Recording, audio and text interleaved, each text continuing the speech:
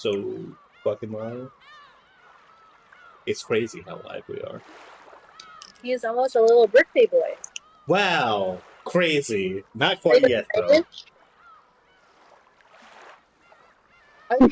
It's like another day. I gotta go to work, so it is what it is. No. Okay, turning it off. But it's so good. It's I think the most fucked up part of this game is I can't look up any of the music because spoilers. I think that part's the most evil.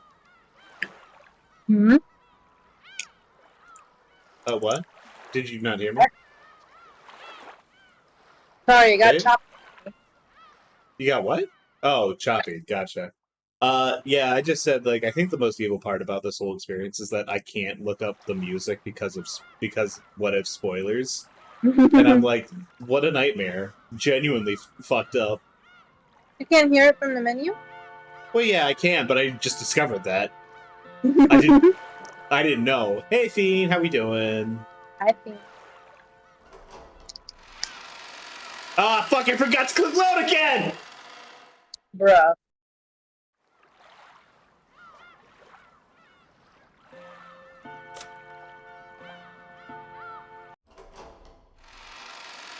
Wonderful utopia. I sure bet. I'm sure. What a fucking opener! What a fucking hit! God bless Jessica. So good. From that day on, Shannon was tormented by days of suffering and conflict. Wonderful utopia. What do you mean separate rooms? And Shannon, you and George Nissan stayed in separate rooms on purpose? Oh, okay, they're gossiping after the date. They're like, what do you... Jessica's like, what do you mean you didn't fuck him? He's only 7 years older. Yeah, we're going hard with this right off the bat. Sorry, everyone who was not looking forward to more of this shit. Yes. Was that a strange thing to do? Should I have fucked him? Jessica, should I have fucked your cousin? Oh god.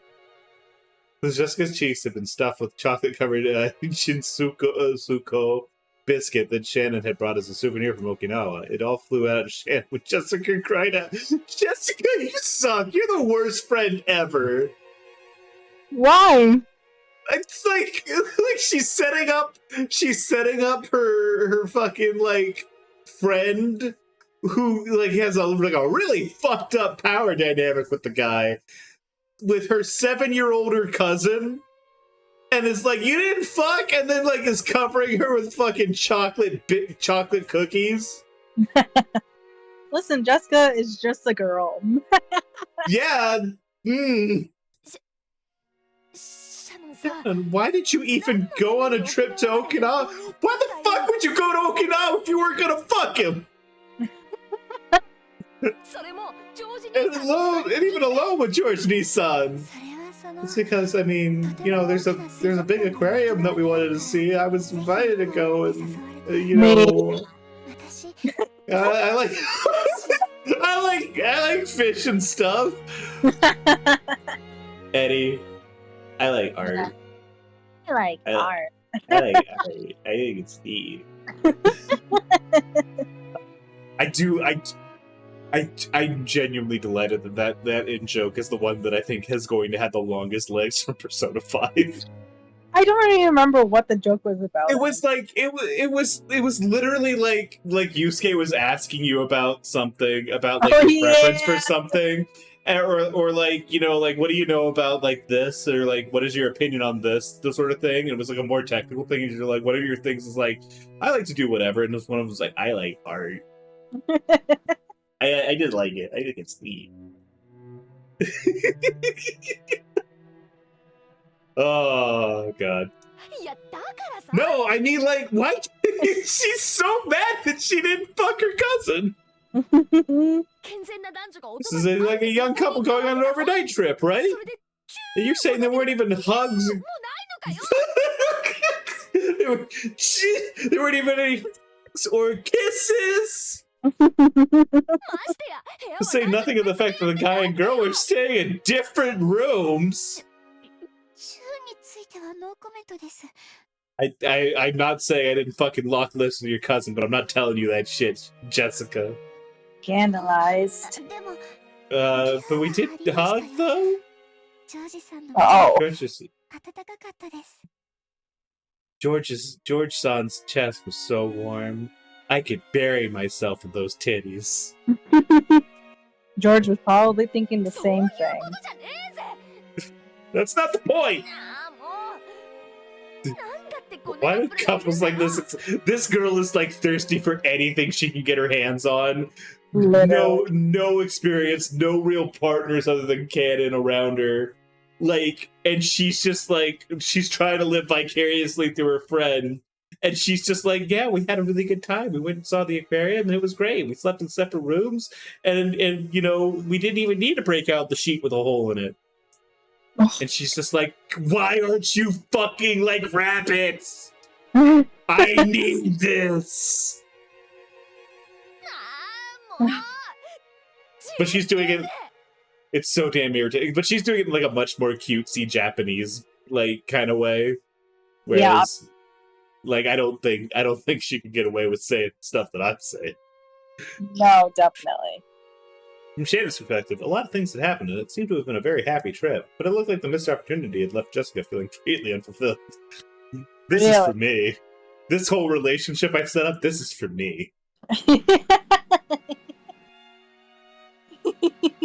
Jessica, like, I do really appreciate that, like, even though the kids are ostensibly the good ones, you can very clearly tell that some of them aren't, like, great people, kind of. Like, they may not be bad people, but they're not flawless by any means.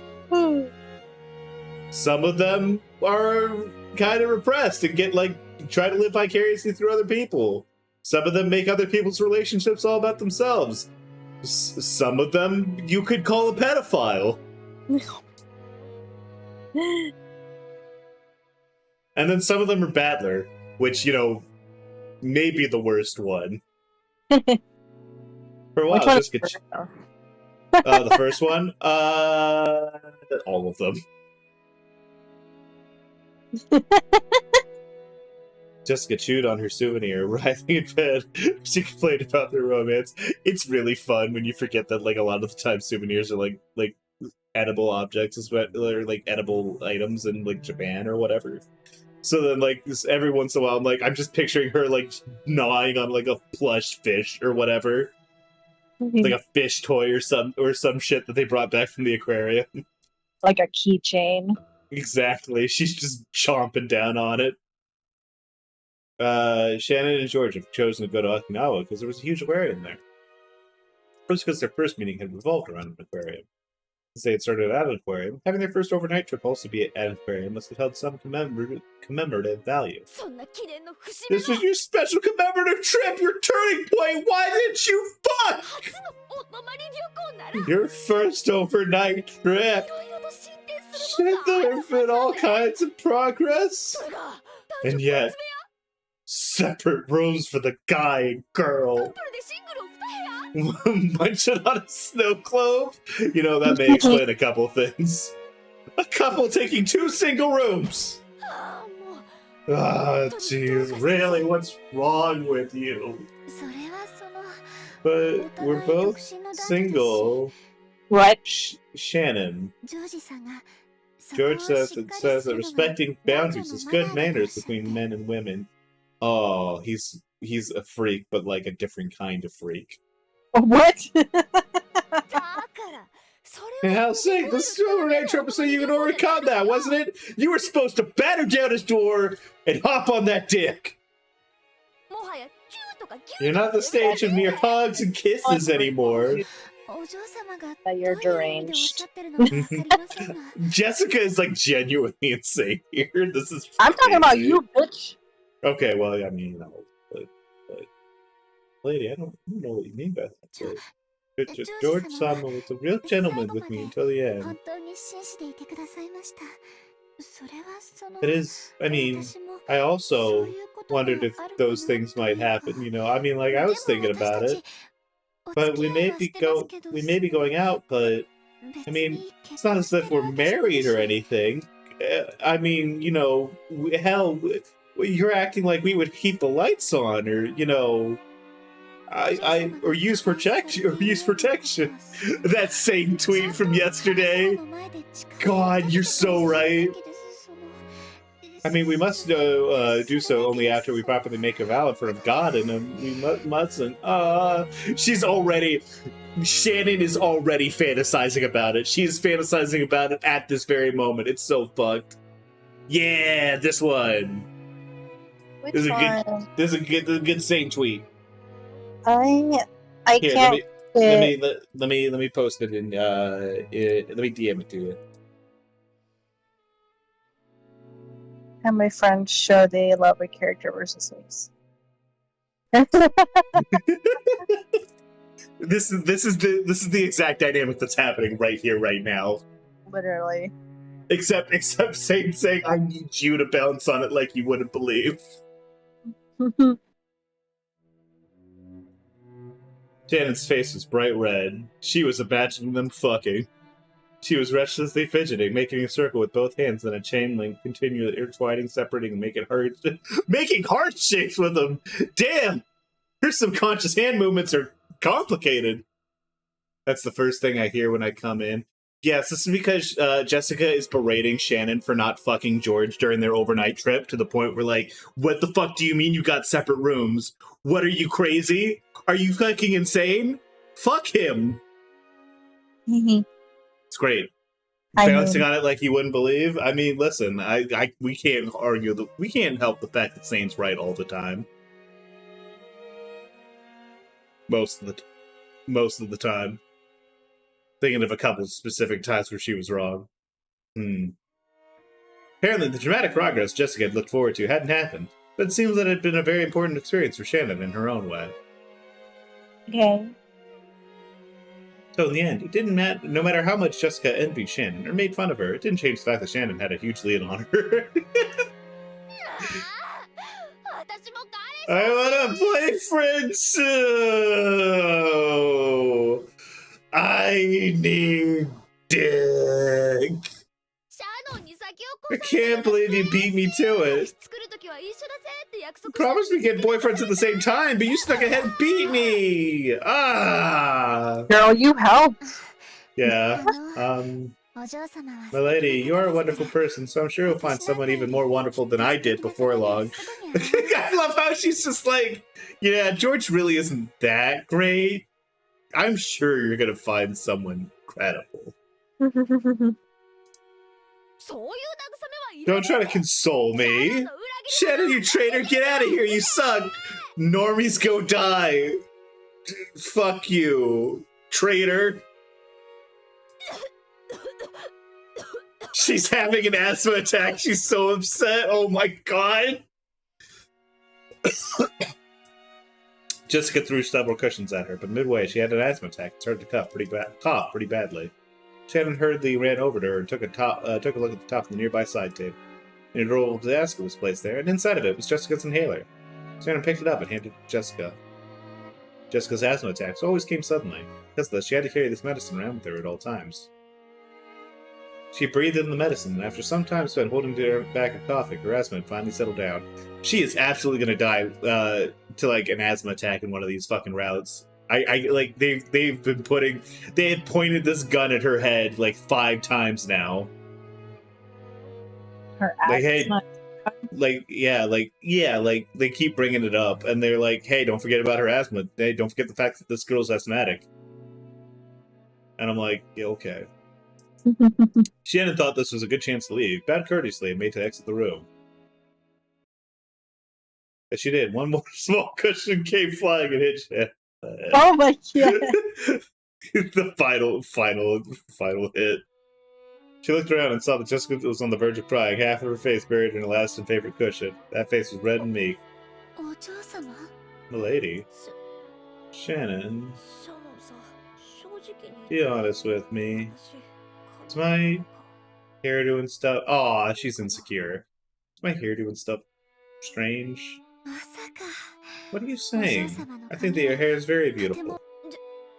Then are my eyes strange? Or maybe my nose? Is it the way I talk, after all? Is that why I can't get a boyfriend? Of course not. It's because of your awful personality, milady. Right. You are wonderful enough as you are. I actually think that Jessica's really cute. I think that she's a very cute character. I do think it's kind of weird that she doesn't have a boyfriend. Other than the fact that of like lack of opportunity. People with asthma aren't allowed to have partners. We both know that's not true. Well, you don't have asthma anymore. I grew out of it and I grew into love. I think that your charm will keep on increasing more and more. Yeah, ableism is funny if it's against people with respiratory disease. Isn't that right, Eddie? But it's only me who can't get a boyfriend. Saku and Hina managed to find one, but I can't. I'm the only one. What is this fucking Kaguya-sama-ass moment here? It's like the maid is consoling her with, like, her romantic troubles. They are the blueprint. I guess. Is it because I don't have any charm after all? You know, everyone's gonna be bringing their boyfriend along to the cultural festival. I was so sure I'd have a boyfriend by then. I've been grandstanding about it. Jessica, you have to... Come on! What? You gotta... I was grandstanding. Like, she was just like, man, me and my boyfriend are, I'm gonna have such a cool boyfriend. We're gonna go around the cultural festival. It's gonna be so good. I'm gonna be so fucking... like that sort of shit. She really is. It's incredible. But I can't get a boyfriend to save my life. I'm the only one. The only one. I can't believe, like, the idea that a girl who's, like, pretty cute, like, has a fun personality that's, like, kind of playful, and, like, is maybe one of the richest people alive in Japan, and that she can't get a boyfriend is, like, this is fucking crazy. What are you talking about? This feels like an odd combo to have during Murders and Witches Are Real. This is, like, before, like, the events of the game. Like, the chapter 1, I guess. This is, like, I think this is supposed... We kind of had, like, a rough timeline of, like... And this is more of an estimate than anything else. Of, like, 1 or 2 years beforehand. Before she realized it, Jessica was shedding huge tears. Oh. Jessica hadn't really planned on crying, and, of course, felt like supporting Shannon's progress in love as a friend. However, she had made fun of Shannon. As she had made fun of Shannon, her true feelings had suddenly gotten mixed in, and the tears had just poured out on their own. Shannon understood Jessica's innocent and easily injured heart. Jessica's usual rough style of speech was all just an attempt to protect her own easily injured heart. As the daughter and successor of the Ushiromiya family, and girl isolated on Orokunjima, the only person she could expose her true feelings to was Shannon. Actually, this also kind of makes sense to me, like, this sort of, like, insecurity about love. Because, like, this is, like... Jessica's parents, like, Natsuhi clearly, like, genuinely does love Jessica, but she doesn't really, like, show it. Like, she's not good at expressing it, and, like, she has, like, a very stern and, like, disciplinarian, like, manner to her. So, like, it's not super comforting from her. And, like, I think genuinely Kraus, like, hates his family. I genuinely think that this man is, like, every aspect of, like, having to deal with his family is annoying to him. So she's not getting love from, like, her parental sources, and she doesn't really have a whole lot of close friends except for servants who are, like, legally, like, contractually obligated to be nice to her, even though she and Shannon are actually, like, fairly good friends. So she can't even, like, have, like, any real close, like, school relation, like normal friendships that, like, a more average person would have. So it does definitely make sense that she's kind of, like, breaking down and, like, she has all this insecurity about, like, being loved or whatever. Anyways, back to like, the breakdown currently occurring.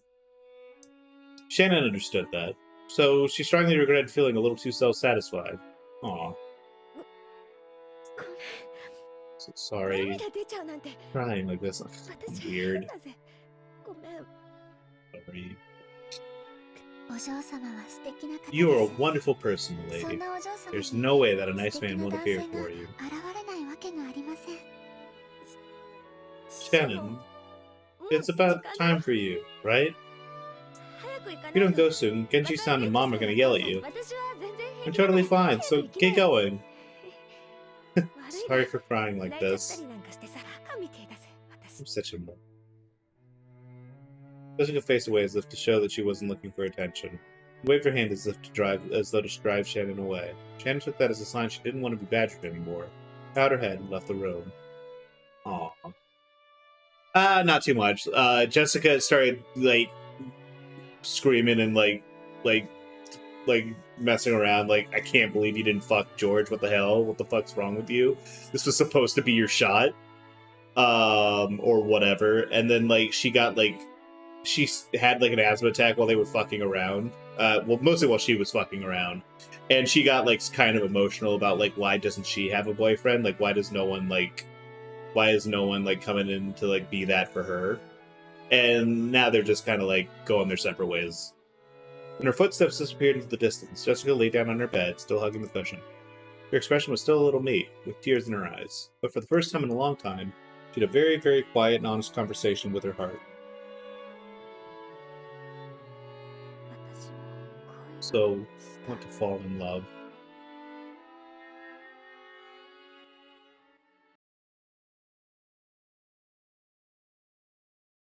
Wow, it's Damon. Yippee! It's a beautiful day out.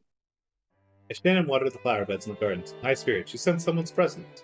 She turned around, thinking that if one of the family had come to visit, she must greet them, only to find out it was that fucking pedophile that's into her.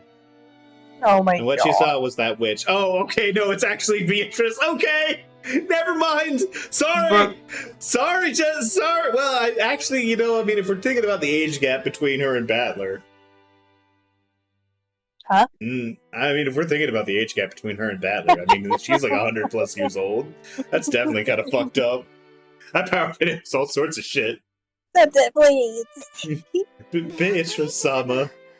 It's been quite some time. This is okay. So going back to what I was talking about at the end of the last stream, these two are this is definitely this really feels like one of her delusions. It was over 1,000 years, if I remember correctly. Exactly. That's what I'm saying. The power dynamic's fucked. She looks really great for her age. She really does. I'm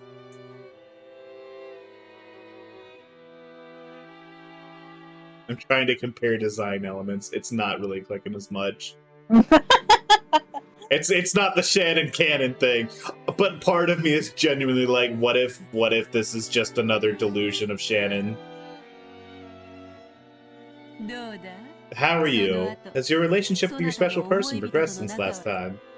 As Beatrice sat on the rose arch, she happily blew on her pipe. Sitting in a place like that would crush the roses. And it might have been dangerous if it felt the arch, but after all, this was a witch. Okay, so yeah, because she's not real, because this is all in her brain, nothing happens. This is surely an unnecessary concern. Yes, thanks to you, it's going smoothly. Now it's to the point where I'm starting to try to think through, how the fuck did Shannon do all this big murder? And how does canon work? As a physical being?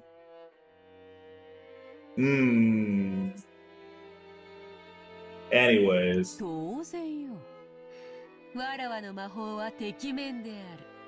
Naturally, my magic is instantaneous.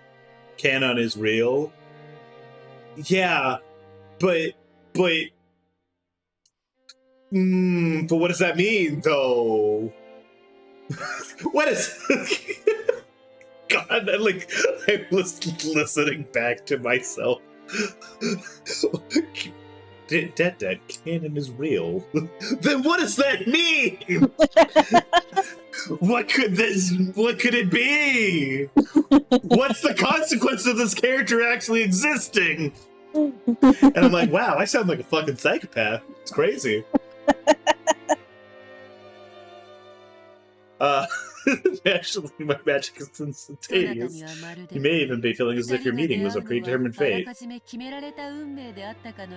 Hey, what's up, Video Tree? How we doing? Hi, Video Tree. That isn't correct. Don't think for a moment this has anything to do with fate. Also, hello, Dagger. Hello, hearing me. I don't know if I greeted you guys. I apologize. I did. I know you did. Don't think for a second moment this has anything to do with fate. I understand that. Witch was calling attention to something. Two things, actually. That originally, her relationship with George has been completely impossible. That magic power was so great. It could manipulate that fate. Shush. It's hot, okay? I'm sleepy because it's hot. Isn't the air conditioner on? It's still hot. It's a big room and there's one air conditioning. One air conditioner. God, man. Shannon had been swept up in the sweet days and started to fall into the illusion that all fate was revolving around it. The witch's words made her remember. The relationship with George had originally been impossible. No, might have also been impossible in the future as well. Sorry. It's so cool to have like a woman with like that deep and like sort of like I don't want to say imposing, but like that deep a voice, but still have her like she got the thing. She's got that impish like kind of vibe to her, even though she's got that deeper voice. I like that a lot. She's awesome. She's so cool. It's just like a doctor. Even though you rely on them when you worry about your health, after you're healed, you forget to even thank them. Witches have never known thanks, so I couldn't help acting a little rudely. Forgive me. I mean, I guess it makes sense. It's like you do all this shit, and like people are like, "Oh, wow, this is so great." Whatever. It's like, fuck, what am I, chopped liver? I had never forgotten my feelings of gratitude. I was able to achieve happiness thanks to your power, Beatrice. Thanks to the power of self-delusion. Yay. And without that power, George Summon and I would have no fate. Would have had no fate together. I've never forgotten that. Sorry. This is not my intent. I didn't come here to bully you. It just happened. You just got one of those faces. Oh my god. Talking rudely is just my personality. I'm just a bitch. I'm sorry. I'm just a bitch. Me. Do forgive me. More importantly, I heard it through the grapevine. Yeah. Sorry, it's song lyrics. I'm not gonna continue on, but like I got that disease whenever I see songs or like lines that are like, this is from a song. This could have been this was in a song somewhere. I'm like, ooh, song, sing. I see. You two went on a I want this to also go in the exact same direction as Jessica and Shannon, where she's just like, what do you mean you didn't fuck him? Oh my god. I'm sure it was quite fun. Yes. It was very fun. Shannon's face suddenly grew bright. Witch laughed lightly as though that transformation was worth money. Already, the person of your thoughts is no longer an object of one-sided love. You are a pair of lovers now. To a pair filled with love, that alone is all they need in the world. A wonderful, ideal world, so to speak. It's crazy to me how much, like, Beatrice and Ava are, like, similar.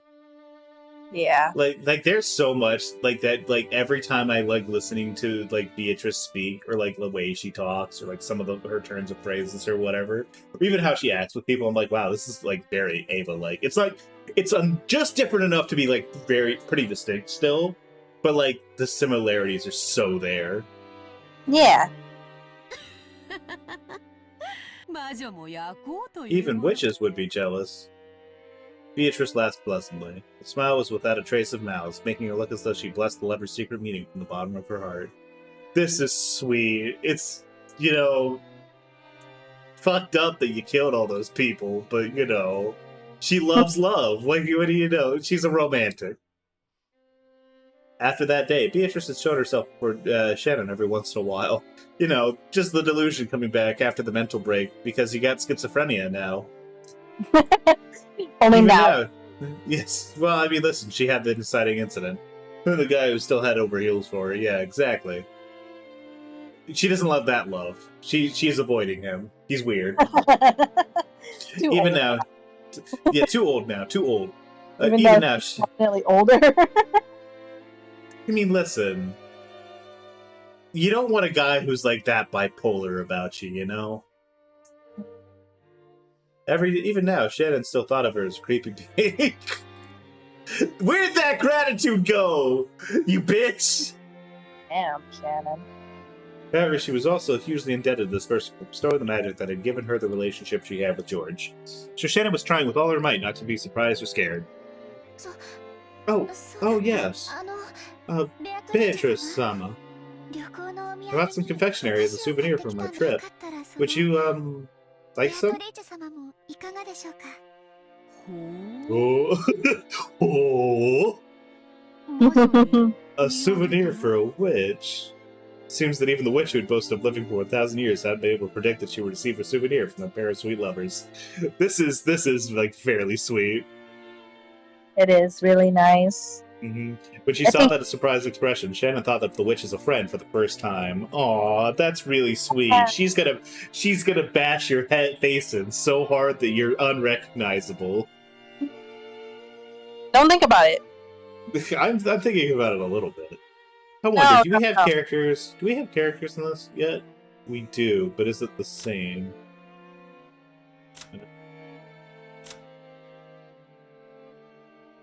Okay, so this is the same. Why would it change? I don't know. Just the idea. Okay. Just the idea.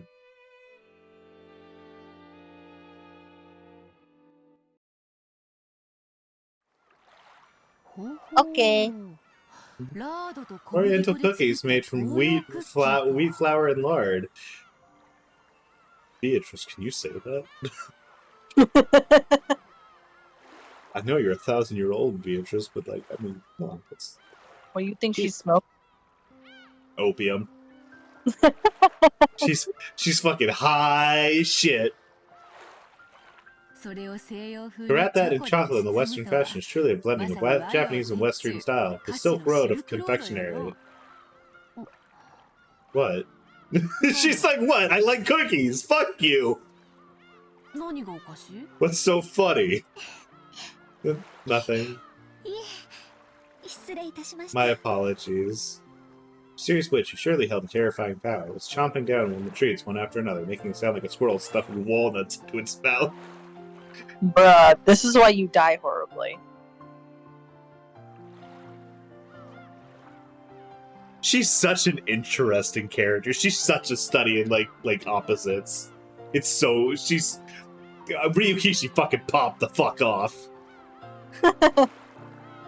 This kid, she's delightful. After a while, Shannon couldn't conceal her laughter. A fine treat. I should serve you some dolce vita from Nero one of these days. Roses are the symbol of eternal love. I believe a rose dolce would be appropriate for you now. The witch was in a great mood, having enjoyed the modern treats to the full. Here. I truly can't thank you enough. I believe you have done more than enough for me already, so I'm returning this. The thing that Shannon set softly on the table is a gold-colored butterfly brooch. There's no need to return it. If you continue holding that, your relationship will remain firm in perpetuity. I may have been given the chance to meet him through the power of magic, but I think the effort that will make that encounter internal should come from the two of us cooperating together. This is that overconfidence, Shannon. You gotta watch yourself. Oh boy. So love too is like a rose. Too much fertilizer causes the roots to rot. Some flowers cannot be raised without hard work. In that case, do as you wish. You may keep it in a box, rather than on your person. That is my goodwill given to you. It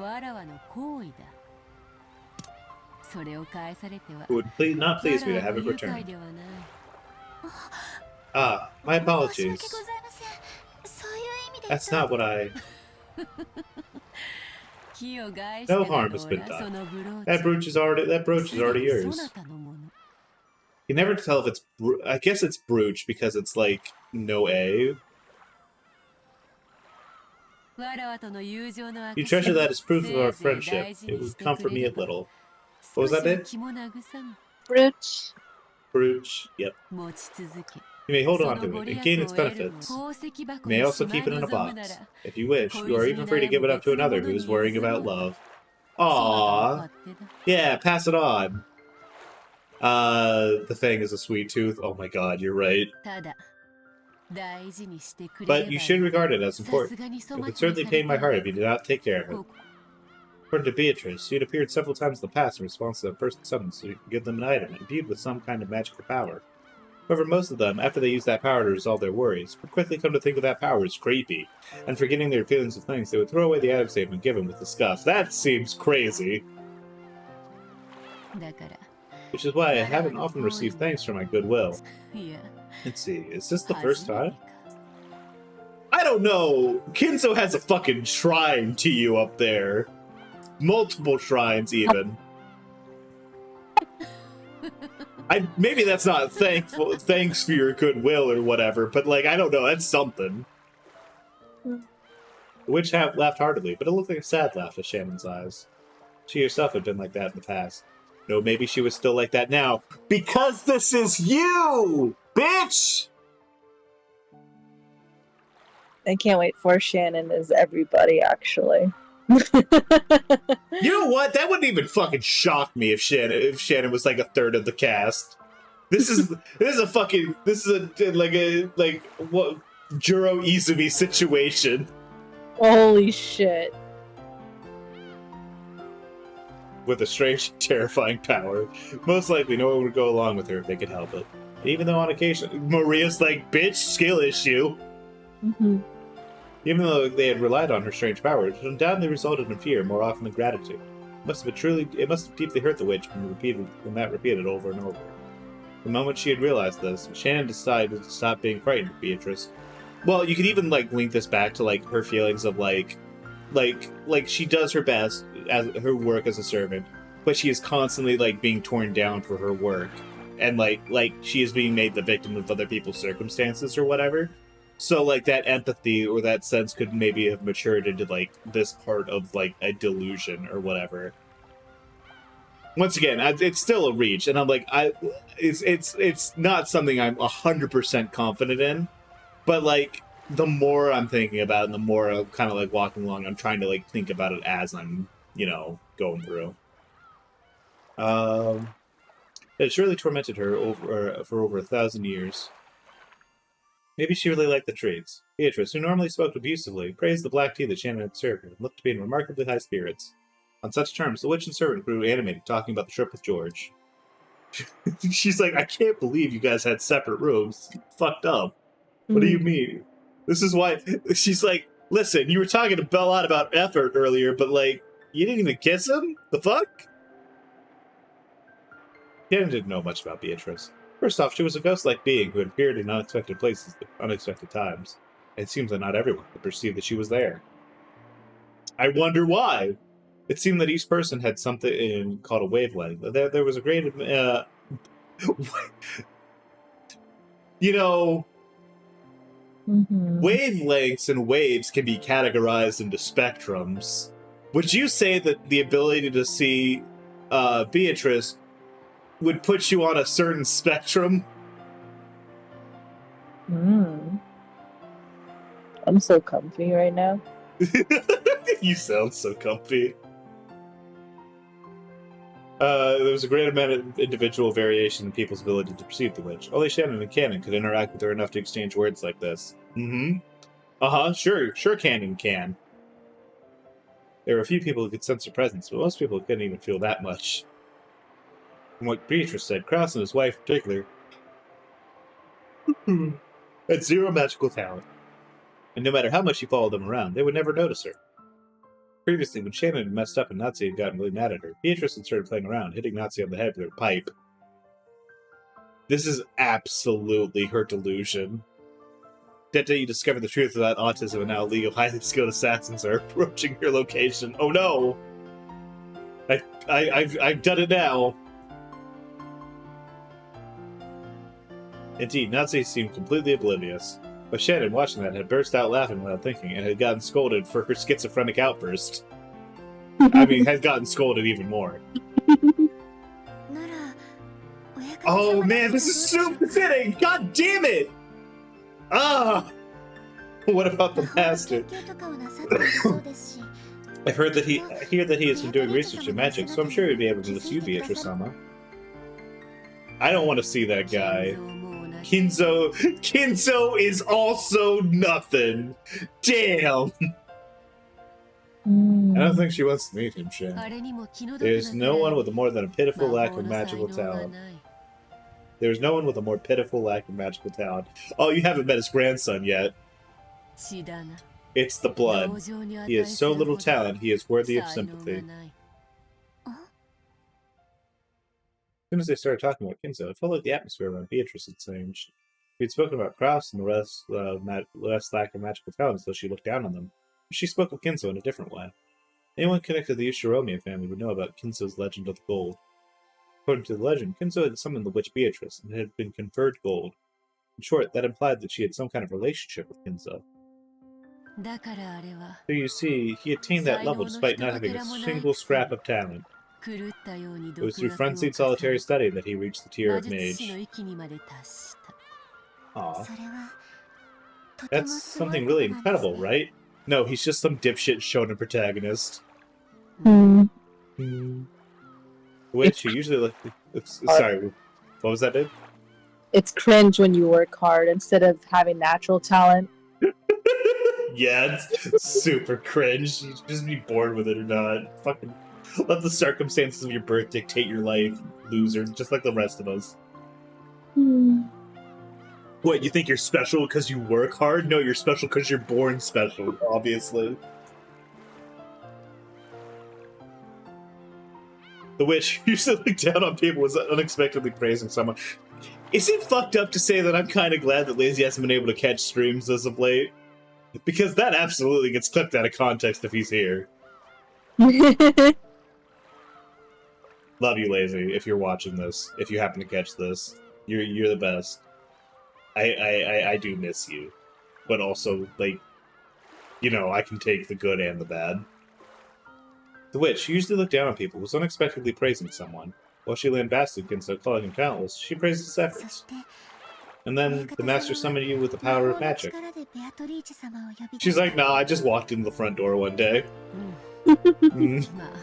Oh, he answered the summons on a whim. In this period where magic had long been denied, I saw a being without a scrap of talent fitting his all. It was just my luck that I decided to come and laugh at him.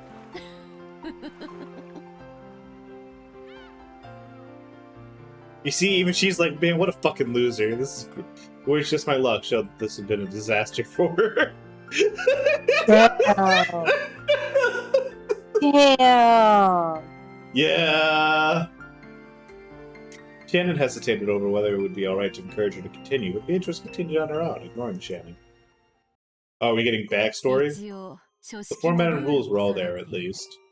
He mixed up a few of the procedures, but well, in deference to his enthusiasm, I generously responded to his contract. And I gave him a mountain of gold. You're funny. Here's a thrilling gold.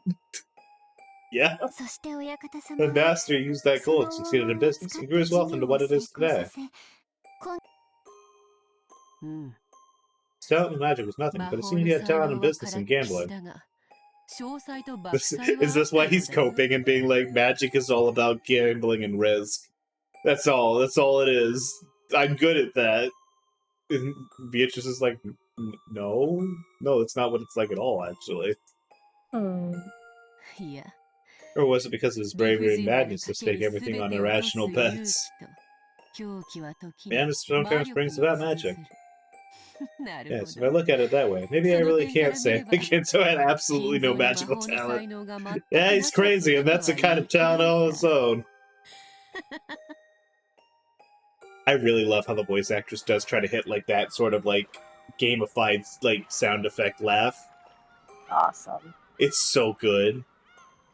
Shannon felt like she was daydreaming because she was. Beatrice isn't real. Beatrice isn't real, losers. It's all just your fucking delusions. Calm down, Battler. Like, I can really see Battler getting sucked into, like, birds aren't real. Oh my god. Well, everyone in the Shiromi family knew the story of Kinzo and delved into sorcery. Some of the witch had been given gold. In actuality, it was all rambling that no one believed in. No, Beatrice is real. Seagulls. Umineko aren't real. Exactly, Dagger. It's not. This is fiction. Now the witch herself was telling you that it was true. Shannon felt a little flustered at this and saying a secret that only she knew. Then Ginza, who had obtained advanced version, satisfied his every dream that it could be granted in the human world. Now he won't stop fucking calling. It's annoying. Get him to stop. I would have blocked him if I hadn't had this fucking contract. And finally, he stopped the truth of the world. The truth of the world? She's just like... Single element that makes up the world. Kinzo, who had achieved everything that one can attain in the human world, wanted that, the final desire of human speak. Oh, he wanted love. That was what she said makes up everything in the world. Single element. She felt like she had heard the witch say those words before. Because you had! Why do you not remember this? Why is this not like one of the most important fucking things you've ever heard? That's it. Look at her in the eyes. There's nothing going on there. No, there's not. She's super dumb. Shannon, I'm sorry. You're so dumb. I shouldn't be holding you to these standards that you can't achieve. When Beatrice Shannon tried to remember what it was, she smiled awkwardly, waving her hand, saying, hey, don't worry, I can say it again. I underestimated Kinzo a trifle. I truly hadn't thought he would display such power. And thanks to that, I'm in this state. I've been sewn in place in this island for several decades now, without even a friend to drink tea with. My voice reaches none I call out to, and I cannot go anywhere. Such boring decades. You know what? Suddenly her murdering everyone makes a little bit more sense. Yeah, she laughed in self-deride. Yeah. She tapped her teacup with her finger. It made the clear sound of porcelain. Shannon didn't know whether the word self-derision was really an accurate expression to describe the look on the witch's faces. Then why the fuck did you narrate that? Shannon didn't understand everything, but she could more or less figure out the situation. It was surely a topic that she should not press the witch on lightly, unless the witch started talking about it herself. Some of everything she had said until now, Beatrice, who had been summoned by Kinzo's magic, could not leave this island for some reason. But she had lost her power and her form, living her days in boredom. During that time, her words had reached Shannon, who never forgot to strongly respect the witch. She made Shannon help her regain her power, even if only a little bit of it. As a result, she became able to drink tea with Shannon like this. What in the world was that mirror you told me to break? That topic. It seems that a lot of things happen on the islands around this area in the distant past. Bad things gathered due to that, attracting bad distortions. It seems that a traveling Eastern mage or someone beat up a shrine for their supposed souls and sealed them in there. That in and of itself had nothing to do with me, but unfortunately the foundation of that magical power was different. It created strong interference with my own magic and was extremely bothering. Is that how it was? I just assumed that it would be sealing you, Beatrice-sama. I was not it started. But it was a divine mirror. As a result, my power was sealed away. If I were to use food as an example, maybe it would go something like this. Beatrice is like, you're a servant, you get food metaphors, right? Let's say if I ordered some Western cuisine, which is being made in the kitchen. However, when it comes time for it to be served, the seating is in the Japanese style. A Japanese tableware has been laid out. So the kitchen is unable to take up a plate which would be out of place, and no matter how long I wait, the Western food won't arrive. Something like that. Beatrice, I think I'm actually more confused after that metaphor. Yeah, that sucked. That metaphor was actually dog shit. So I had you destroy that Japanese-style seating and return the area to a blank state for a time. You whitewash this place. Thanks to that, the mail order was finally delivered. My power came back, you could say. Yeah, so far, Shannon's just like, I don't understand. I'm dumb. Where's George?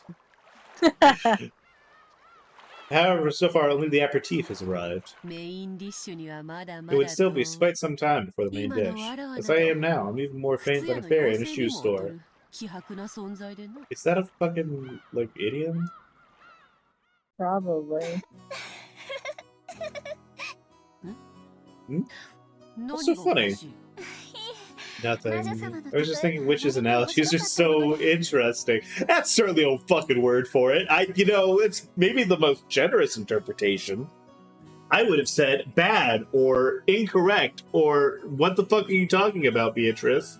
And then I would have gotten my ass zapped. This is why I shouldn't be allowed to be on Rogunjima. I never thought you would use a food as an analogy to talk about magic. I thought it would be a skillful description if I do say so myself, and I certainly did not imagine it would be laughed at. Should have thought harder. I feel a little offended. The slightly sulky expression rose to the witch's face. It would not have been a strange expression at all to see on the face of two friends as they enjoyed their tea. Although I may not look it, I was known for doing extremely brutal things in the past. Yeah, you know what? I get it. I've gotten soft. Maybe not as soft as you thought. She's gonna lock in. Yeah, she's gonna lock in real hard. Now I can even have a fool's discussion while drinking tea with a human.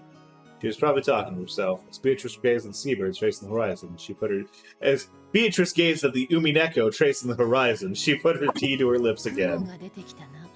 Clouds have come out. When the ocean loses its brilliance, it's nothing more than a gray puddle. You think so? I think the ocean is a beautiful deep blue, even if it gets cloudy. Shannon. Beatrice is like, you're really stupid, aren't you? Maybe the witch knows the deep meaning behind Shannon's words that wasn't there. She laughed lightly and set down her empty teacup. It seems those things buried in your eyes aren't black pebbles anymore. These two women are just glazing each other. Eddie, two dumb bitches sitting next to each other going, exactly.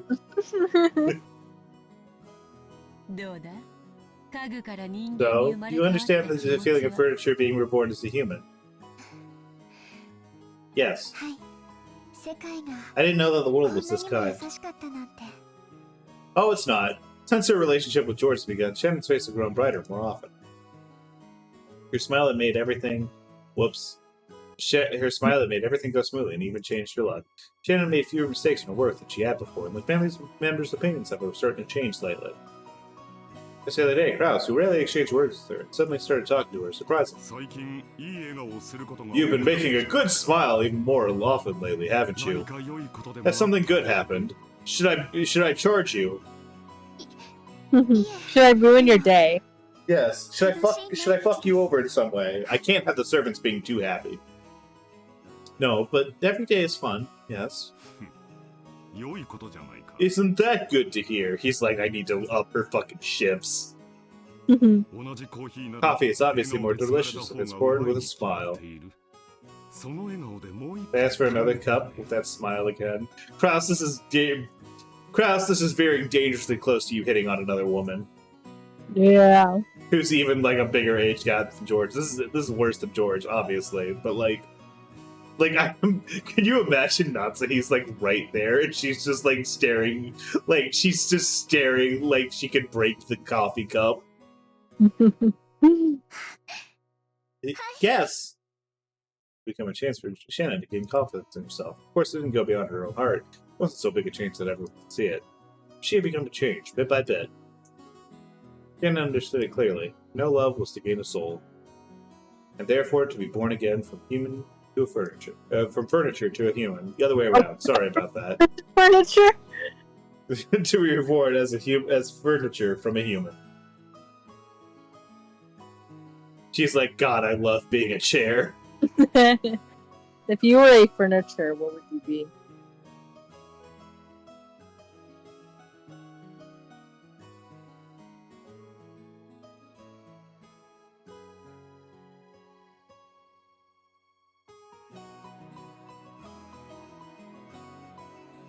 I like to think that it'd be a nice, cushy recliner. Wow, I like that.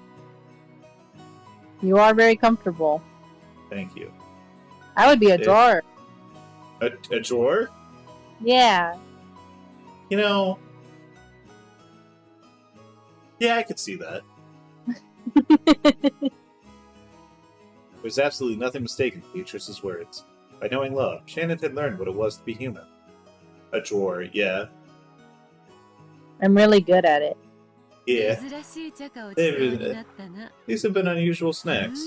There's time well spent. It's probably about time for you to return to your work. But it's under a tea party now. Wow, 2 whole tea parties. Crazy. That's crazy.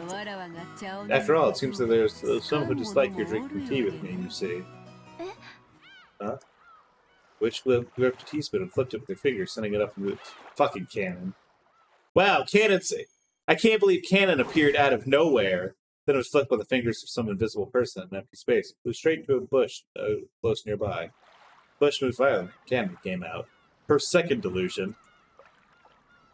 It seemed that he had been there for some time and watched their tea party. The spoon was gripped in his hand. It's always these 3, huh? If he had not been able to catch it by reflex, it might have hit him hard in the forehead and caused him to start oozing blood. Calm yourself. Our tea party is over now, Cannon. You missed it. I missed it? Cannon missed the tea party. Yeah, he did. How long were you there? If you had called to us, I would have poured you some tea too. I imagine you didn't want to interrupt a pair of women talking, right?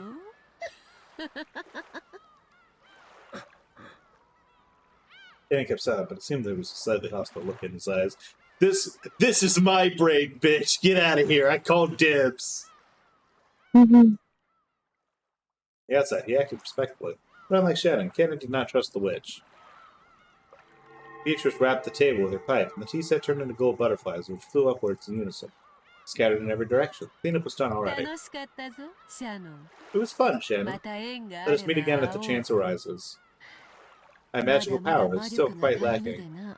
It's tiring to even show myself. If it tires you that much, never appear again. Damn. Cannon, I don't know how you could interpret that as respectful, but like maybe you gotta take it back notches. He may be. He's also well. I mean, it makes sense if they if these. You know what? It does make sense that they're all stupid if this is all Shannon, including Beatrice. Yes, I heard that fucking food metaphor. That shit was stupid. That shit was dumb as hell. It's always 3 dumb bitches going exactly, and then 2 of them tried to murder each other. Oh my god. Giggled, but did not reply. Cannon. Tell me more about George at our next tea party. There are no snacks sweeter than a person's love life. He loves love. I bid you farewell.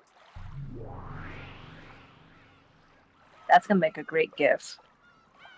Beatrice's body also became little butterflies, which scattered in all directions and disappeared. It was a very fantastical and beautiful scene, like a deserted gold leaf. For a while, Shannon quietly watched the witch's exit. Cannon approached her from behind and spoke with a very different expression on his face than the sisters. Didn't I tell you that you shouldn't hang around with her? The fact that they keep doing this, but apparently they're not related, is like maybe one of the biggest signs of what's fucking going on here. What? They're not related. Yeah.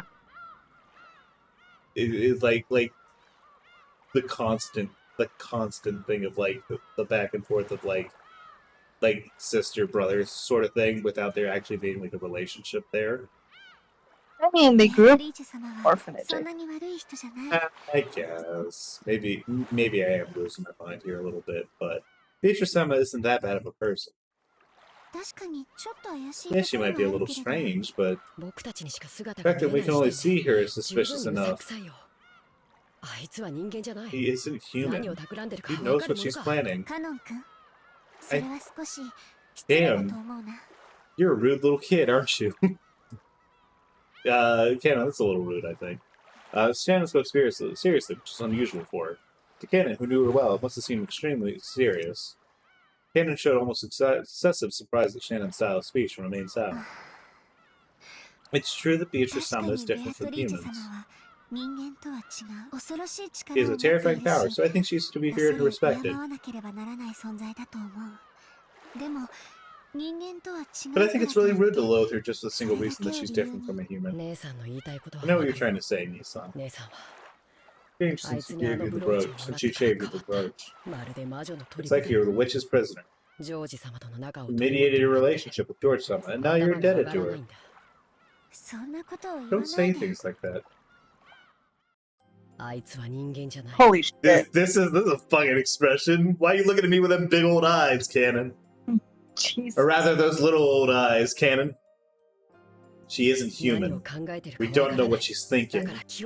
You mustn't trust her. I can't believe Canon is racist against non-humans.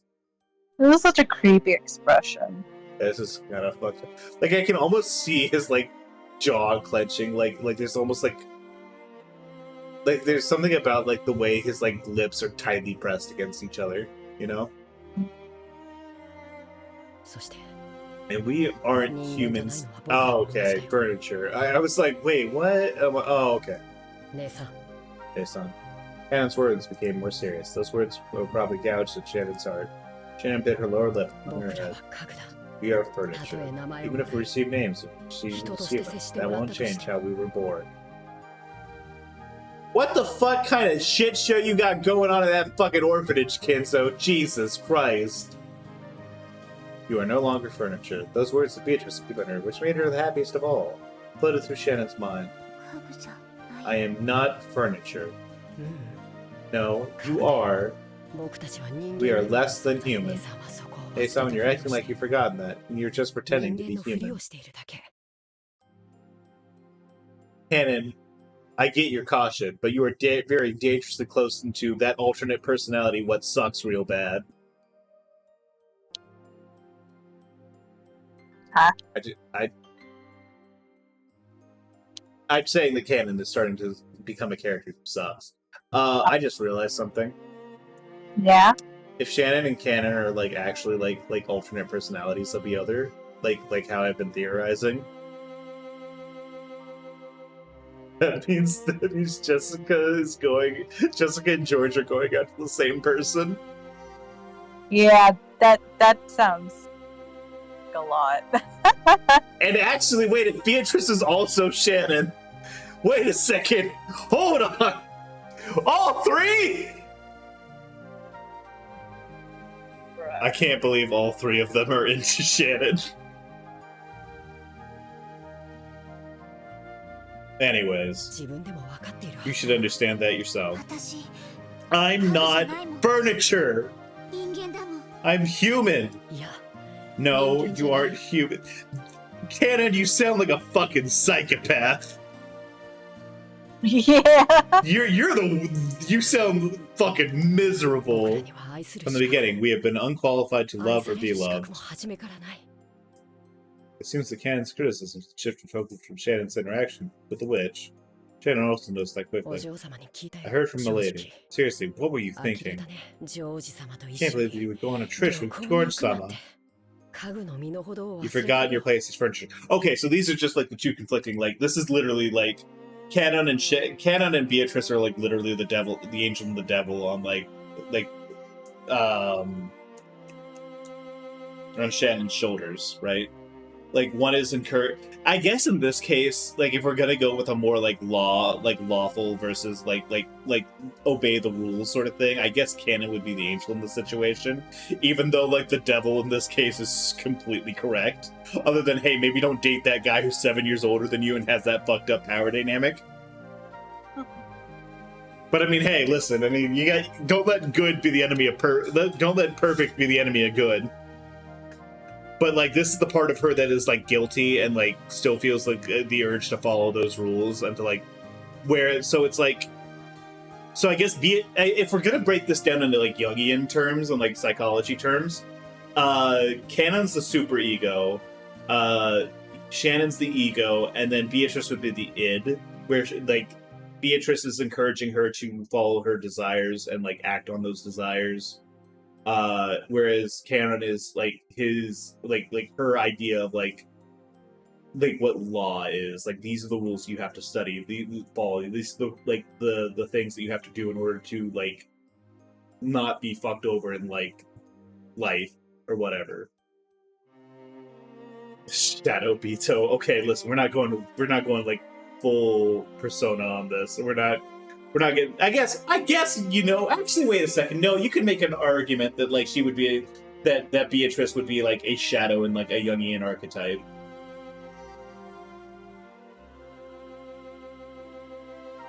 I'm sorry, I'm so persona poisoned that like I hear shadow and like my first thing is like persona interpretation. But like no, if she she is the part of herself that she hides away, that she doesn't necessarily like, that she has to like conceal in order to be able to exist in her day-to-day. Anyways, you've forgotten your place as furniture. You've just been tempted by that witch and mistakenly believed that you became human. Listen, Canon-kun. We certainly are furniture, lesser beings, inferior to humans. Shannon, I don't know, maybe you shouldn't be agreeing with this so readily. But if we regain the missing remainder, wouldn't that mean we would have become human? That couldn't happen. No, it could. Okay, wait a second. What? What? Canon is like embodying her expression, her like feelings of like not being able to be loved, whereas it's contrasting her desire to be loved. Now, that sort of behavior can be reminiscent of someone like there may be like,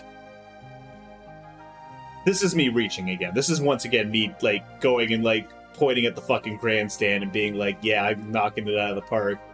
Everything depends on me being right. If one part of what I'm saying is wrong, then the whole thing falls apart and I look like a fucking moron.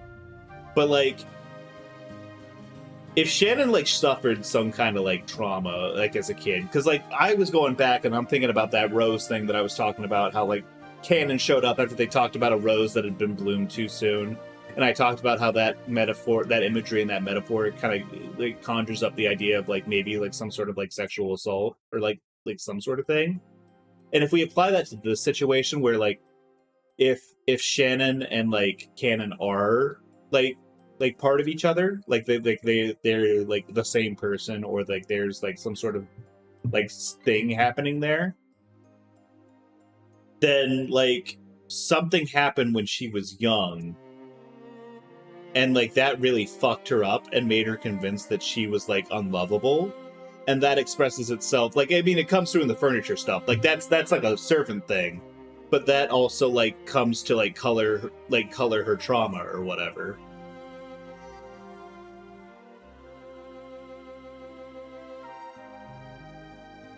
I feel like I can feel myself, like, no, this is too much. I gotta walk this back, actually.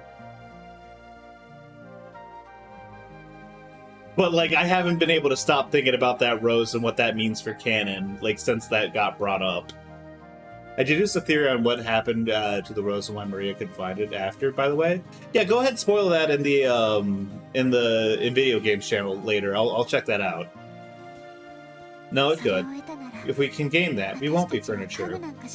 So like this idea of like we can't ever be loved, we can never go back to being human or whatever after what happened, versus her desire to be like, no, we get this back, it's fine. We'll be normal again. We'll be fixed or whatever. We can become human. Ridiculous. As if we could. And like I said, they're referring to themselves collectively now. And maybe that's just because like they're collectively referring to themselves as furniture. Canon spat that out, but weakly, and turned away. That was probably resignation. The baptism of days upon days of suffering being furniture, firmly sealed in his heart. Yeah, exactly. Okay. You can too, Canon-kun. You can become a normal human. Stop it. That's the witch talking. That's right. Beatrice-sama taught me. By gaining the single element of the world, we can become human. Someone's just like Kenji walks up and he just sees like Shannon like talking to herself with like 3 different voices. Great voice actor, if that's the case. Yo, she goes crazy. No, nobody's human without that. That's why people spend their entire lives trying to gain that single element. Cannon's like, I don't know what you're talking about. That all sounds like some bullshit, Nae-san. No idea what you're talking about, Nae-san. I don't want to listen to rambling. Then I'll teach you in a way you can understand. Look, see what I'm pointing at? Cannon pointed straight at the sea, at the horizon. Cannon didn't understand what she was looking at and what she was actually pointing at. He couldn't do anything except look between the horizon and Shannon's expression, which looked like it was posing a riddle. The ocean. What color does the ocean look to you? It was an all too simple question. Cannon tried to guess the meaning behind that question for a while, but since he couldn't think of anything, he gave his answer straightforwardly. It's an uninspiring dark gray. So what? Objectively speaking, the sea, laid out beneath the body's side, could probably be described best by Cannon's words. But as Shannon closed her eyes and smiled and shook her head slightly. It looks deep blue to me. Well, yeah, it is, because the CG is deep blue. The background has not changed. Is that what you mean? Like us using the word owl for a green traffic light? No. The ocean is deep blue. If I can see that, and you can't, then that's exactly the reason. Cannon bit his lower lip and was silent for a while. I can't see it. Cannon could stick out your hand. Cannon stood bewildered, unable to understand what she was saying. He took his arm and opened up the palm of his hand. You know, Shannon's super gonna get busted later for not going back to work. I was thinking about like how Beatrice was like, hey, you should probably get back to work. It's about time for us to call it. And here she is still having a conversation with Cannon. Cannon, shit, am I colorblind? God, their eyes being the exact same color, huh? Shannon softly said something to her. It was that magic brooch which she had received from Beatrice. Aww. This is really sweet. It's brooch, yeah. I'm just... Oh, I actually know the proper. This is really sweet. This is especially sweet if they're like parts of each other. Like this, they're like different personalities or whatnot. This is like, oh, metaphorically, this is so beautiful if this is like the same person. Oh man, this is so good. Eddie, if I'm wrong about this, I'm gonna be so fucking heartbroken. There's so much. There's so much. No comment. Because this is literally her reaching out to herself and like loving herself and like by teaching herself how to love. Like that's crazy. That goes fucking crazy thematically. The magic charm shaped like a gold butterfly which could fulfill love. This is her. No, this is mine. So think of it as me and treat it with respect, okay?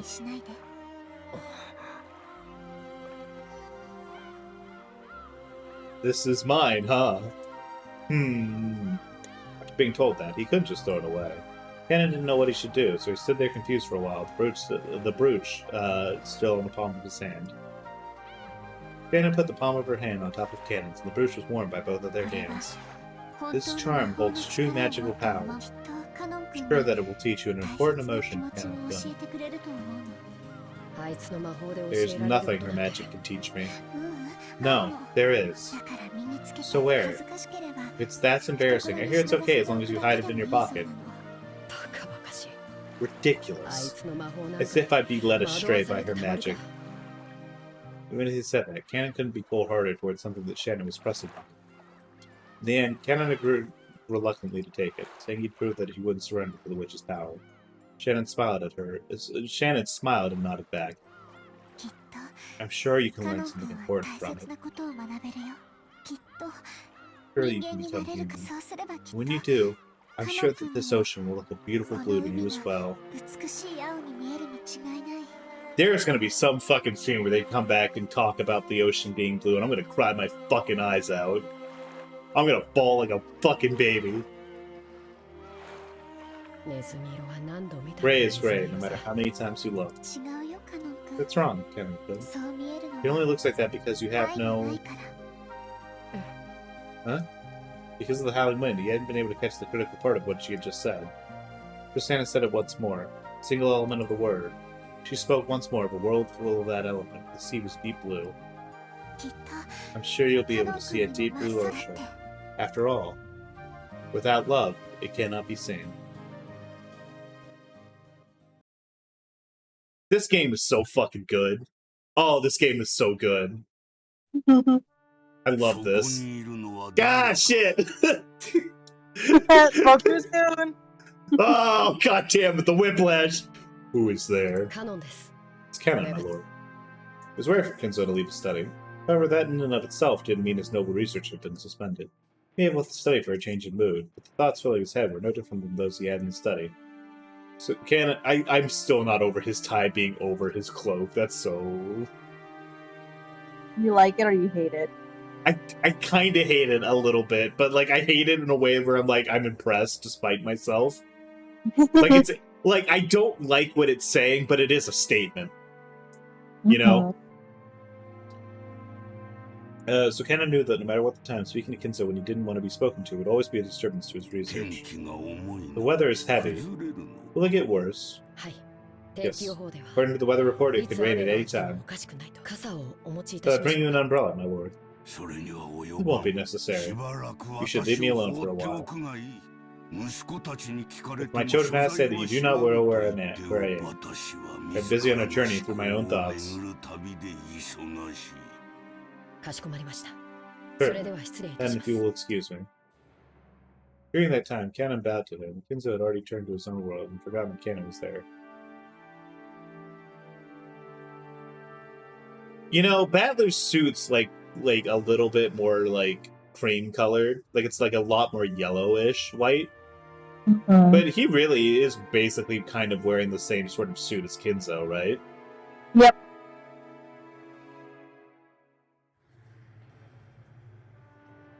I guess she just has like a specific look that she's like really into, I guess. She's just so... if she saw Kiryu, it would be over. Oh my god. Battler has a zipper though, yeah, well, whatever. Listen, I'm not saying that his look is better than Kinzo's. I'm saying it's similar. I really hate that zipper suit. I think it sucks. You hate the zipper? I kind of really hate the zipper. I've thought more about it, and I think I finally landed on exactly what I felt about it. I kind of like it. You're allowed your opinion. Do you prefer Kinzo's outfit? Which evil do you I choose?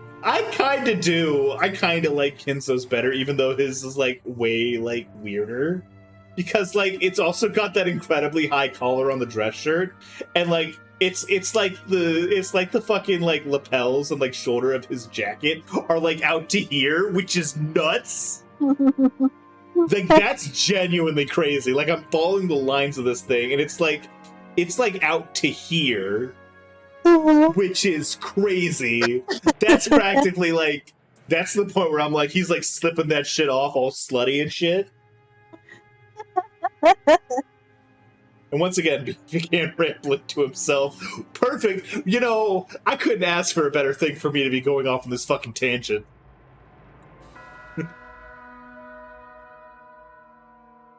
You know what? Actually, I'm screen capping this. I need this.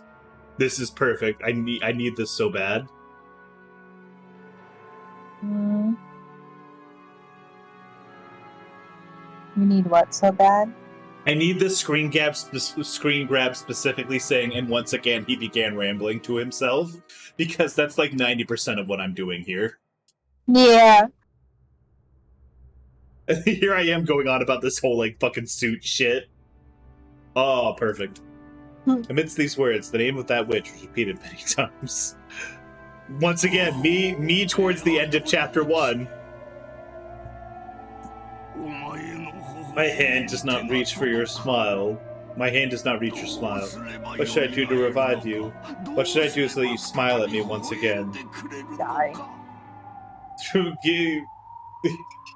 you think Cannon's in the back of his mind is like, should I say that? Should I let him know? Should I do that? What is lacking? My research, my materials, a catalyst. Or is it magical power or luck or an oracle? I really love that his like research is basically boiling down to like, I don't know, it could be anything. Oh god, oh no. Oh. What must I do to see your face one more time?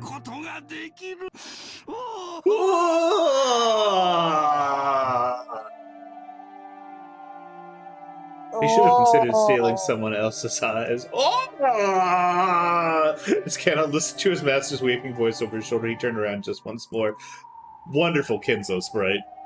Yep. When he did, right behind his isolated old master was the silhouette of a person who shouldn't have been there. She's so like, this is pathetic. So annoyed. She's like, I can't believe I fucked this guy. This is sad. I gotta get better standards. It was the witch, and once Canon was thinking the witch must be plotting to do Kinzo some. At once, Canon thinking the witch must be plotting to do Kinzo some harm. He ran back to Kinzo, trying to become a shield for himself. When he saw the expression on the witch's face, that emotion of his vanished. Because Beatrice's expression was one of sorrow, maybe pity. She's like, man, this is sad. You fool, Kinzo. And right here, can you not see me?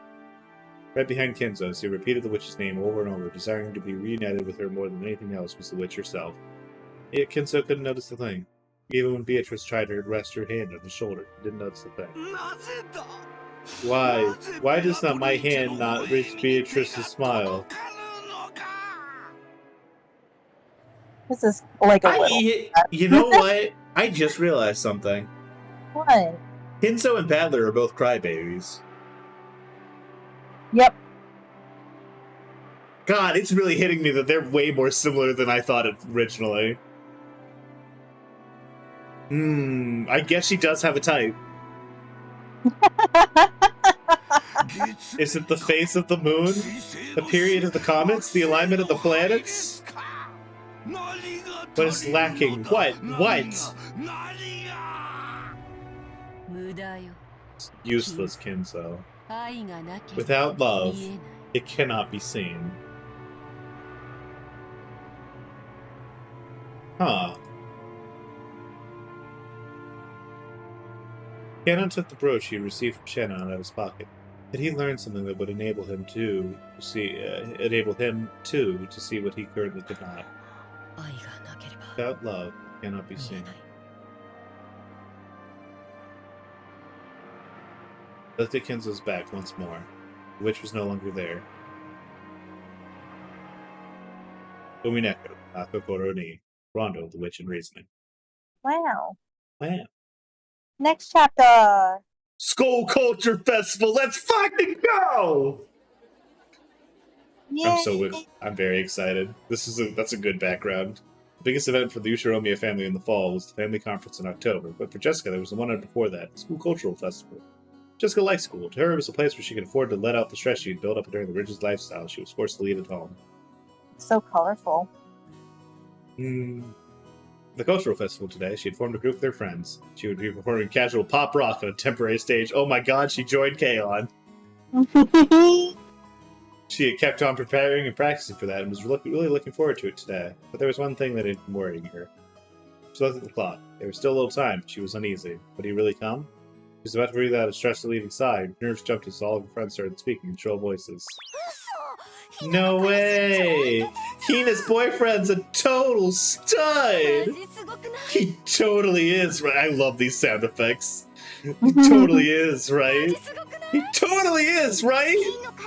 I mean, your boyfriend looks hella smart. Hello. So the guy's a hard ass with glasses, like for real? Hard ass? Excuse? Sadist. Huh? Sadist. Like, he's like a cold, like glasses. He's like a cold, hard, smart glasses type that'll treat you bad. That'll say rude shit to you. You know, the way you reacted to that sentence, it almost made it feel like you were talking about yourself. Listen, there's a lot of ways you can describe me. I don't think you can call me a hard ass by any No way. by any like way, shape, or form. Sorry, that's just not me. No way! No way! My man's a Gyaru! Oh gosh. Ooh. My man's all tan and shit. Not necessarily the case that all girls are like this, but just at school, at least, the cultural festival is really a boyfriend exhibition. Oh. Jessica didn't have a boyfriend. Oh my god, is she doing this? Is George being her fake boyfriend?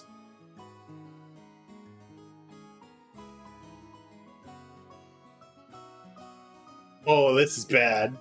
She had many friends of the opposite sex, but no special one.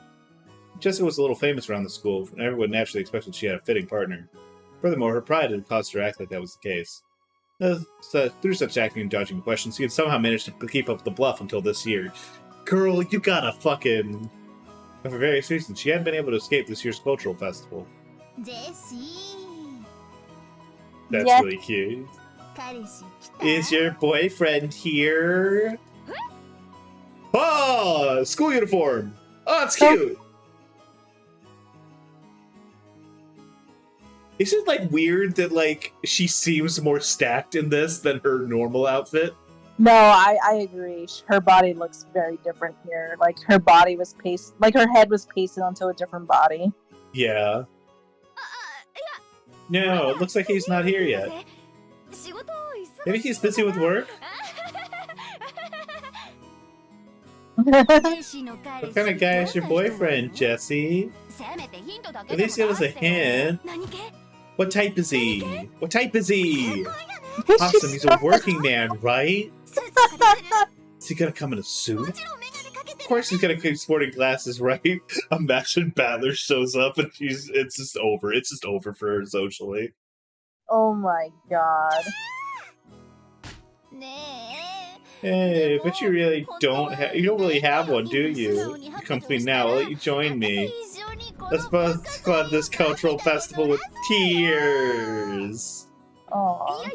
No, I do. I'm telling you, I really do. I'm lying. Why am I lying? She's so cute here. She's so bad at lying. Me and She laughed Among Us. awkwardly, covered in cold sweat. Huh? Like, what type is he? Huh? I have bad hearing.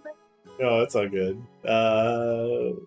Covered with cold sweat. It was extremely doubtful whether she would really deceived her sharp-witted friends.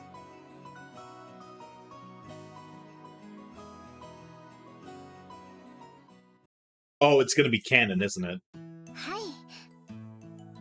Yes. Then how about making a fake boyfriend and taking him with you? It's not George. It's yeah. It's definitely It is definitely like a different body. She stuffs it. Wait. Dagger brings up an interesting point. She stuffs at school. That's a joke.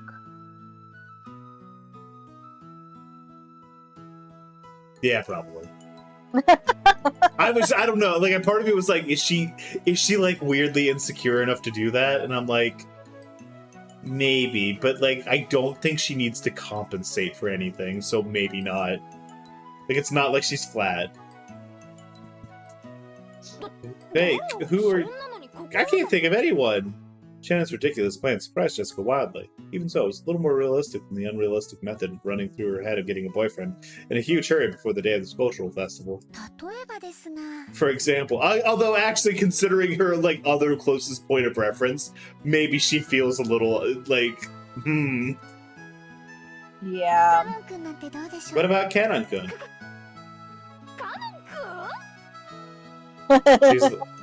Oh, it's over. I can't believe Shannon's gonna be your date. I'm sure Kanon-kun will have work on the day of the festival. I don't want to bother him and stuff. First of all, I've already checked the schedule. Shannon's like, it's already going. I've gotten his approval. I've checked his schedule. Everything's clear. Shannon She's just like Shannon's just staring at her like.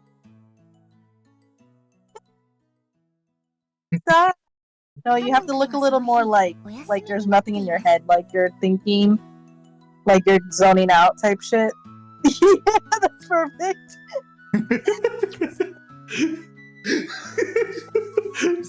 Shannon, this is bullying? No. Important distinction. This is revenge. Oh my god. Why are you always so clever at times like this? No, wait.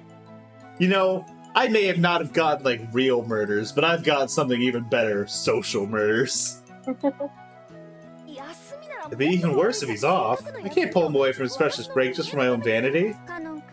Kanon-kun isn't pulled away. He'll just be shut away by himself. So I think forcibly dragging him around a bit will be perfect. You think so? She's like, shit, oh no, boyfriend, real boyfriend, shit, No, but I feel bad for Kanon-kun. Then I think you're out of options. How about meekly confessing to everyone that you don't have a boyfriend? This entire bit is Kaguya coded as hell. What the fuck? Yep. Oh, sure, that may well cause you to experience some shame, but you would only have to endure that for the short and yet oh so long time before graduation. To those couples in love, there's no sweeter honey than the face of a single person with an inferiority complex. Starred. How are you doing that with your mouth, Shannon? This is revenge. You aren't really worrying for my sake, you're teasing me! Jessica wrestled about with Shannon, her eyes teary. What are these fucking noises? Are they two stuffed animals, like, fighting?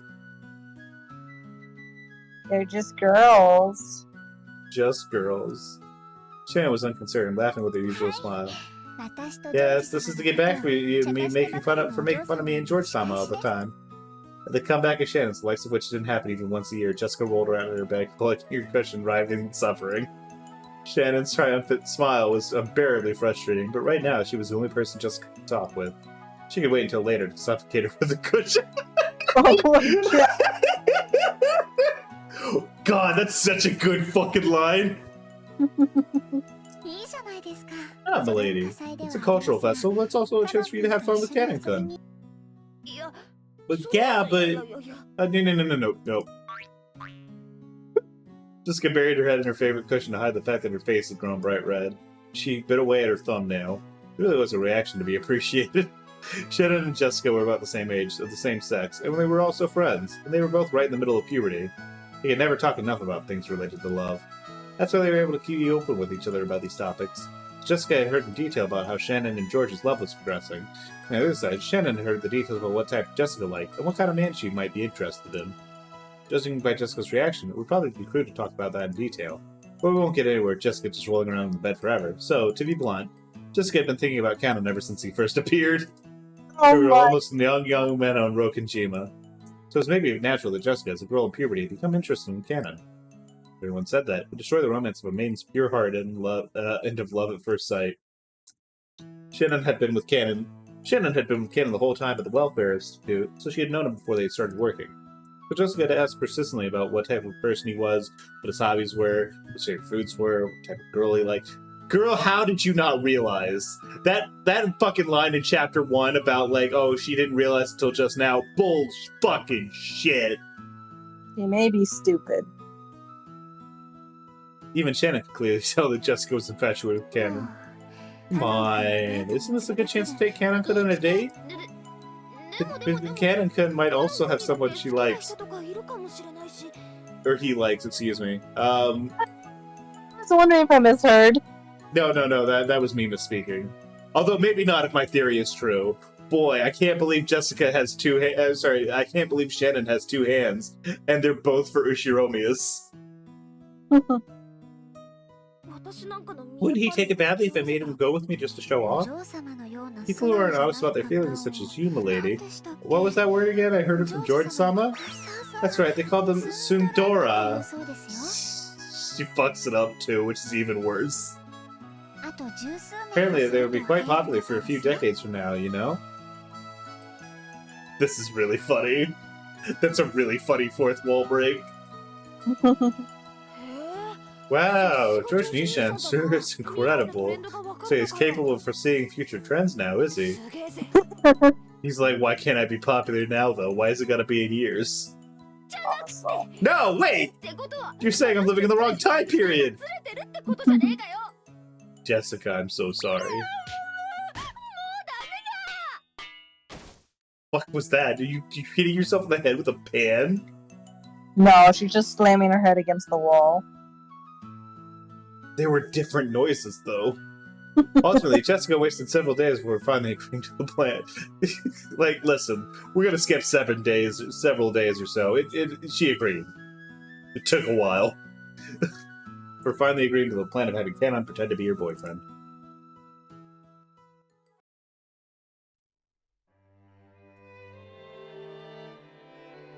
Oh boy. Yes, milady. Did you call me? Jessica had realized that she called him at a bad time and immediately regretted it. Canon always had a sour look, but even so, he had some good days and some bad days. Unfortunately, this reaction was the latter.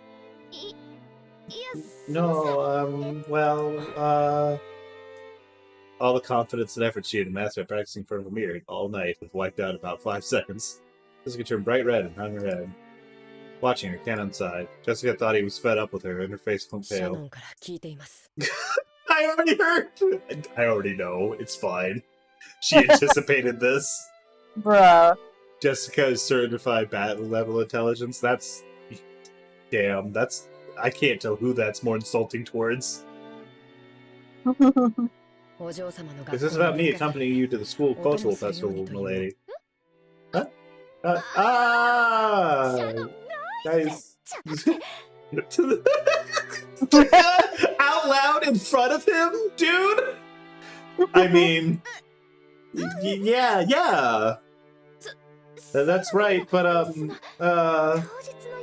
you have any plans that day? I was strictly ordered by Shannon to work especially for you on that day, milady. Bruh. I've never been to high school, so I don't really understand. But I hear it's a place where girls feel very ashamed if they don't have a boy with them. Damn. I wonder what her friends are gonna think. I love how, like, the wind picked up during that. Like, it's like the depression wind. Like, you can see the look on her face. What was I thinking? I can't believe they're gonna come in. It's like they're gonna see that like Canon's like very clearly like a couple years younger than like Jessica, or maybe not. Who even knows? Considering what my theory is, and they're gonna be like, "Wow, okay, so she goes for like she goes for like younger pretty boys." I think it's fine if it's high school, right? Yeah, it's fine. I'm not saying this. This is definitely like way better than like a George situation. Yeah, but like the age gap difference wouldn't even be like strange. Yeah. I would particularly order to see to it that the daughter of the Uromiya family is in no way inferior to the common people. Jesus. Shannon, I'll beat you to death later! Jessica, yep, with a strange voice, a broken smile, and steam pouring from her head as if she was a boiler. Kind of watch this, he sighed again. He's like, man, this fucking sucks. Poor guy. They take so long to get because they get B2 involved to give him some maturity riz. Incredible. Cannon was an idiot either. He fully understood what Jessica intended by inviting him. However, in truth, he found it nothing but bothersome to go along with the ladies' gaming blog. But Shannon had spoken to him persistently about it. He was very indebted to her for many things and couldn't refuse. And in his pocket was that brooch. Or brooch. Brooch? Whatever. Couldn't this strange turn of events also be brought about by the magic of power residing in this brooch? Ridiculous. Brooch. It's brooch because brooch is... Whatever. But those words of Shannon came to mind. What did Shannon do that I cannot? I don't understand Shannon's feelings. We are furniture, as if we could become something more than that. Jessica, still rambling on in a strange voice, and Cannon, sighing deeply, were a truly odd combination. This is... Jessica, I'm sorry. You guys get along like oil and water.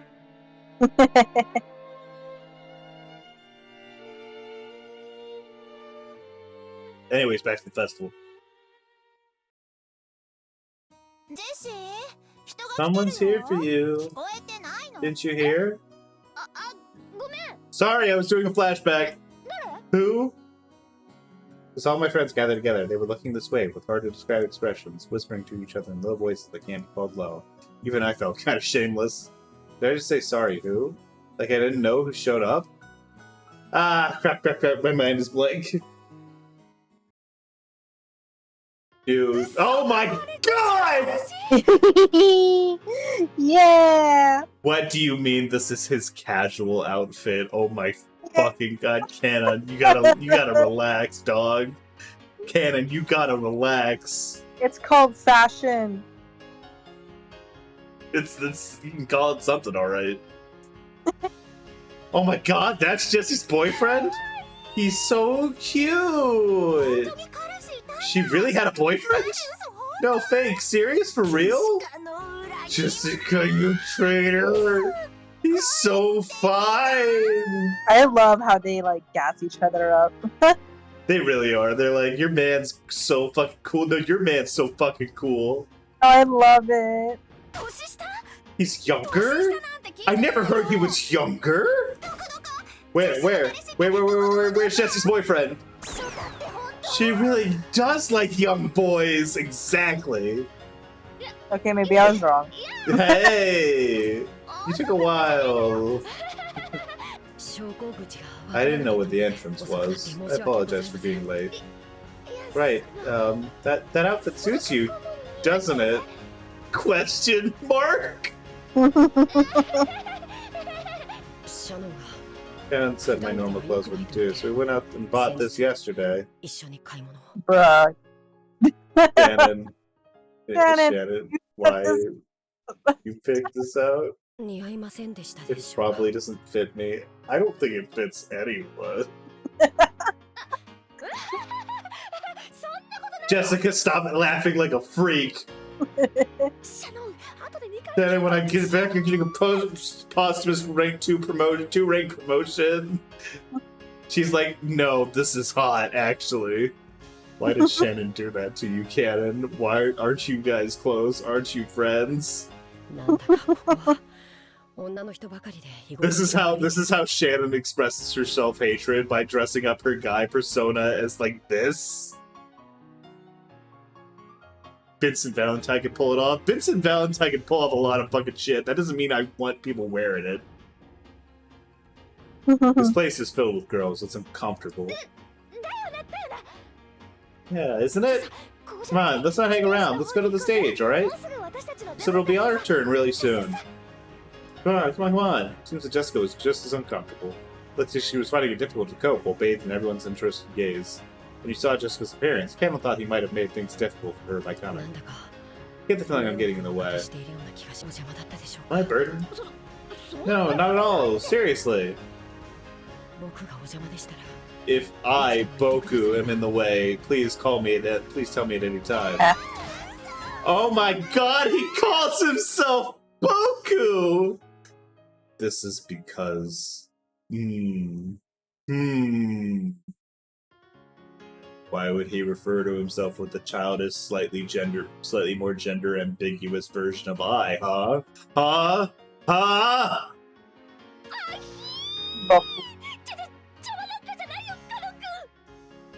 You aren't a burden, Canon-kun.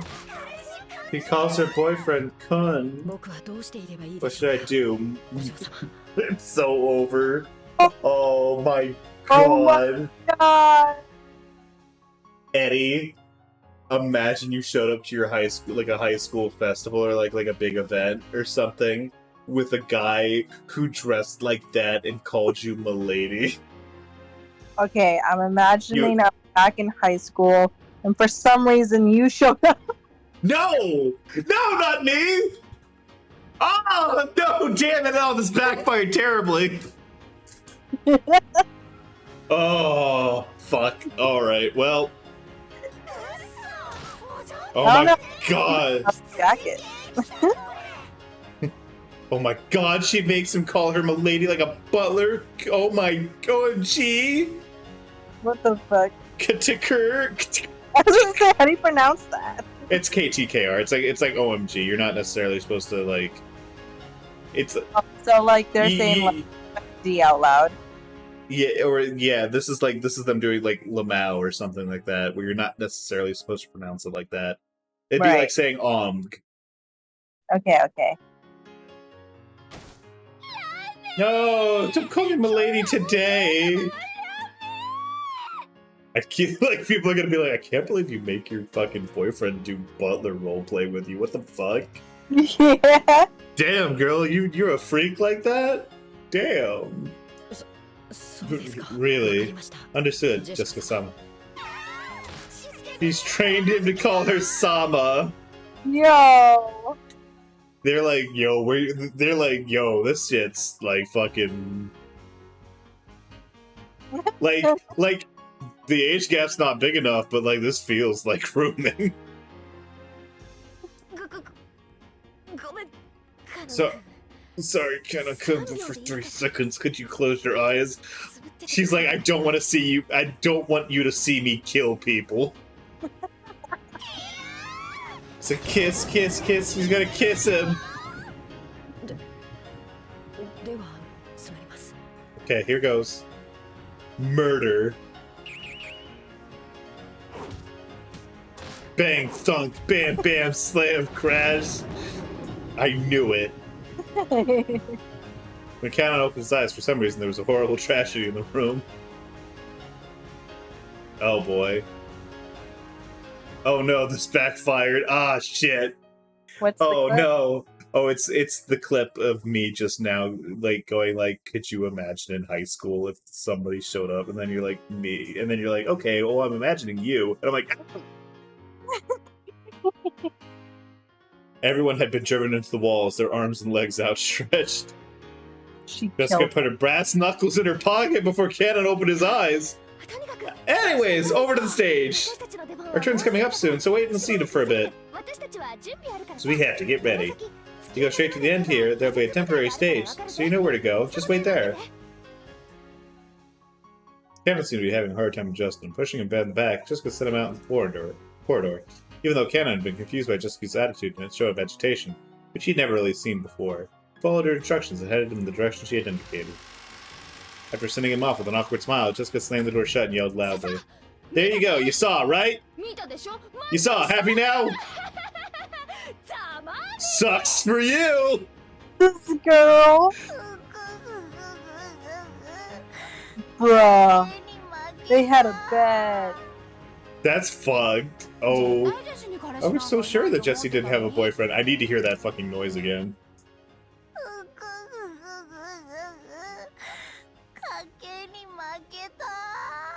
Eddie, would you ever make that anime girl noise? I barely hear it. Probably try. Let me do this for you. Yeah, it's like weirdly quiet for like specifically you guys, which is weird. Well, no, it's quiet for me because I fucked up before I packed my computer away. I see. But she's going like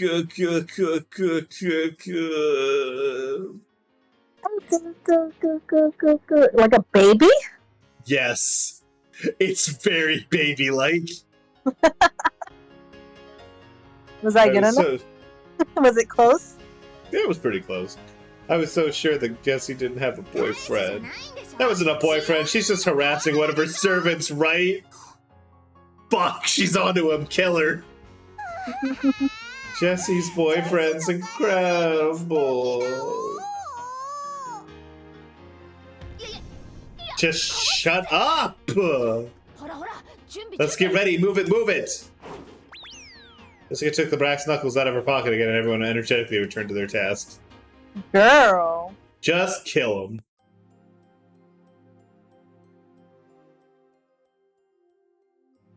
I wish there was a sprite of her having it on.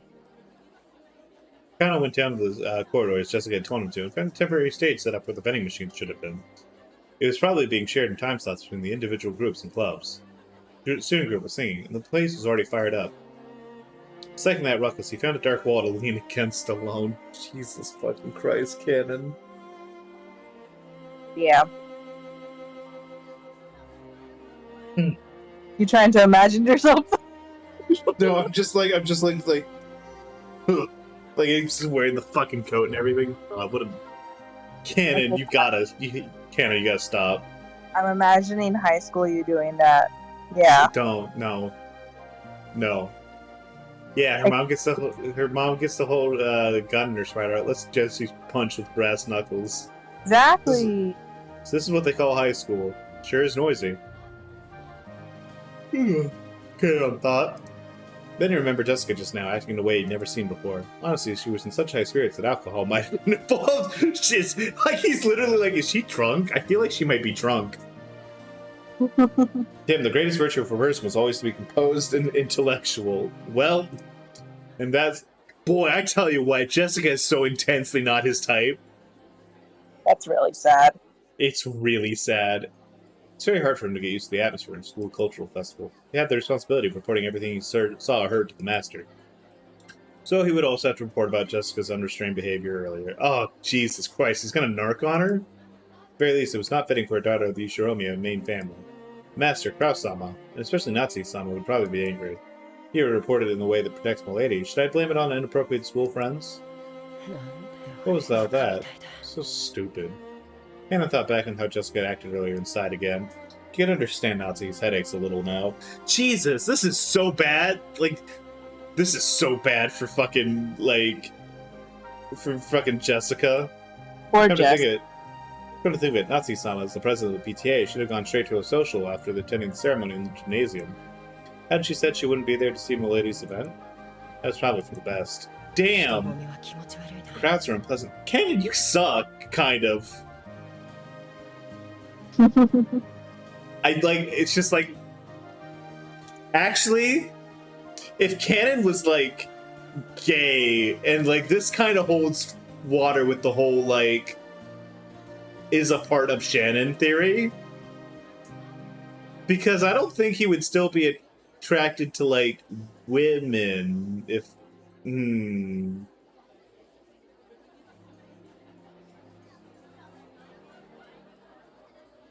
So anyways, here's my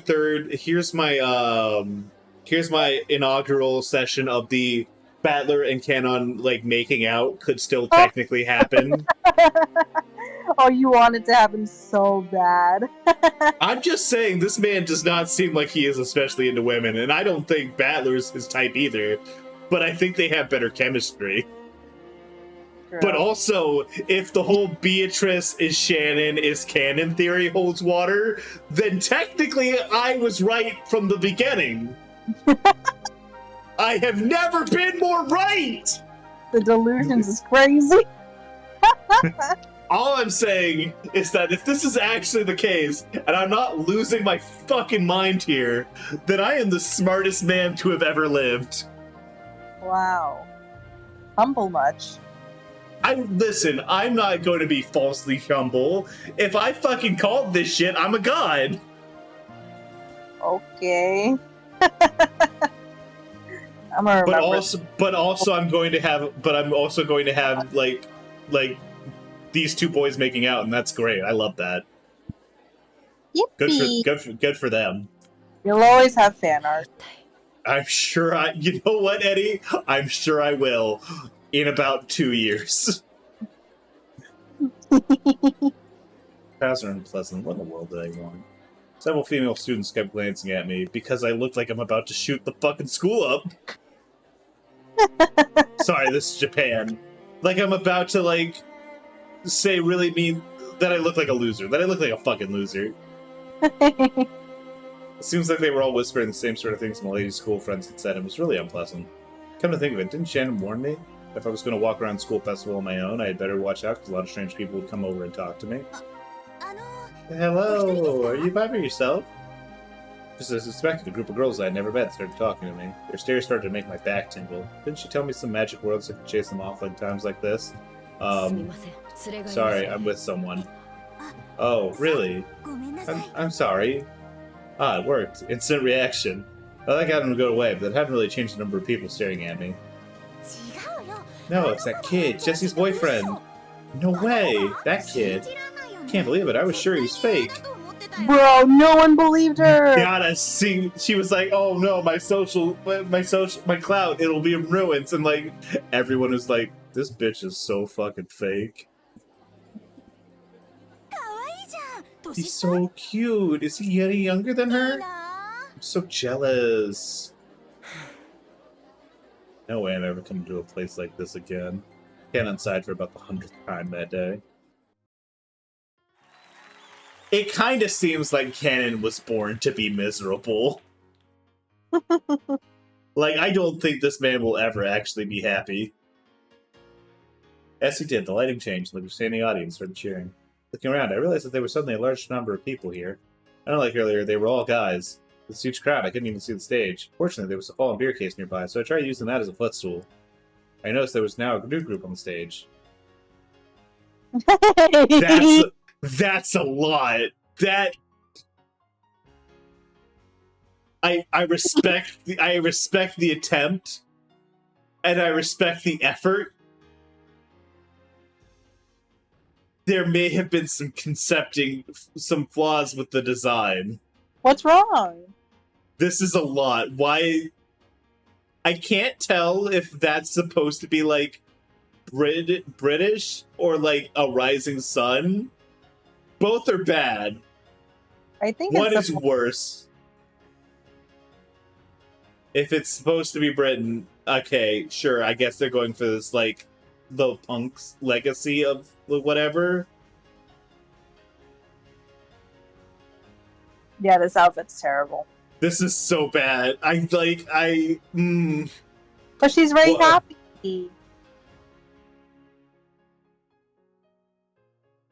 This girl was concerned about her clout at school. She was so worried about her clout at school. She shouldn't have. She shouldn't have bothered. Why worry about something that's not real? Those leaders and lady. She changed into her stage clothes, was even holding her guitar. I didn't know she could play. No, maybe she could. I had seen her practicing her guitar before. Nazi-sama wouldn't approve of any hobbies outside of study. Maybe she was practicing in secret. Come to think of it, she's been returning really late from school recently, hasn't she? Maybe she's been practicing at school, far away from Nazi-sama's prying eyes. Really is for the best that Nazi-sama didn't come. The lady were to get scolded by Nazi-sama after putting so many hours practicing, she would probably be very dejected. Unbelievable that she has clout. Genuinely impressed that this girl failure has so managed to accumulate clout, despite being the biggest girl failure I've seen in a while. Everyone, thanks for gathering here today! I can hear Jessica-sama's forceful voice through the speakers. Jessie-sama? Maybe that's her nickname at school? Students in the audience kept calling out that name. So aggravated by that inferior name, which was inappropriate for Milady. She's like, no, shut up. Stop. Jessica-sama was in great spirits. They kept calling her Jessie-sama. They were probably all her fans. With her mic performance, she was responding to that and firing the place up. It's almost like a song program on TV. First, I thought this was all this was frivolous, but that feeling changed now into appreciation. This is pretty incredible in its own way.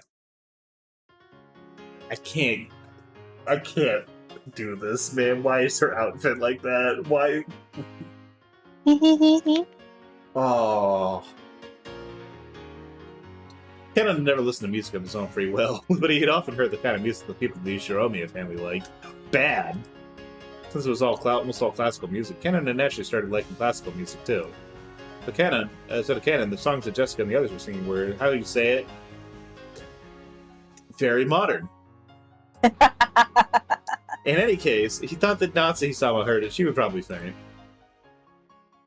We gonna hear the song? Is there a music video? Fuck yeah, it's a music video!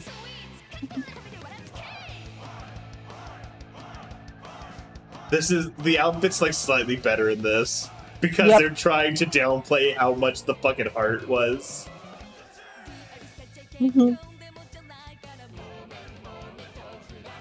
Damn, her voice is like way deeper than.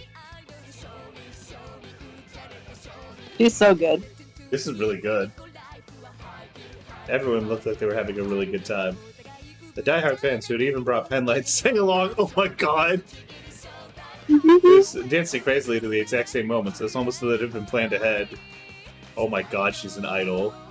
On stage, Jessica-sama also says enthusiastically, dripping with sweat, "Where's her guitar?" He couldn't find a single element that was appropriate for a daughter of the Shiromiya family, but it looks like she was having a lot of fun. She had this on under her uniform, which might have been what bulked it up. Maybe? I doubt it. It's a bit much. Yeah. They probably just got changed.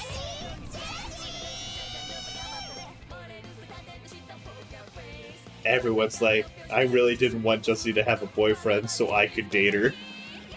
Kinda low-key. Like a Utena situation. A little bit. No! Wait, no! Got a brand new one for you. Don't call me an ordinary magician. Did Kenzo write this? It would be very funny. I couldn't keep up with the atmosphere. No, I wanted to hear the other song. I couldn't keep up with the atmosphere, but anyways, Milady was full of life and looked like she had been having a great time. Oh, go back. The CG was so much better. So I looked at Milady having a great time, I thought. Is this what Ushiromiya Jessica is really like? Don't I know it better than anyone else just how badly life on Rokujima kills your own sense of self? The time she spends, not as Milady, the successor of the Ushiromiya family. There's a single girl called Jessica, living life to the fullest. It must be very important to her. Worked close with Milady, saw her in all seasons, and I thought I knew everything about her. That was only a single limited side of her, Milady of Rokujima. God damn it. What? Hannah, no, you can't be straight!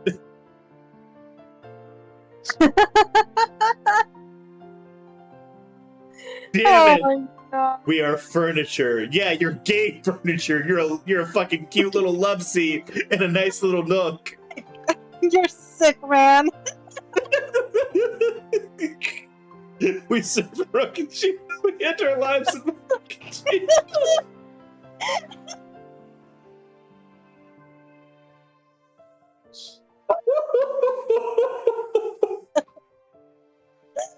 I gotta calm down.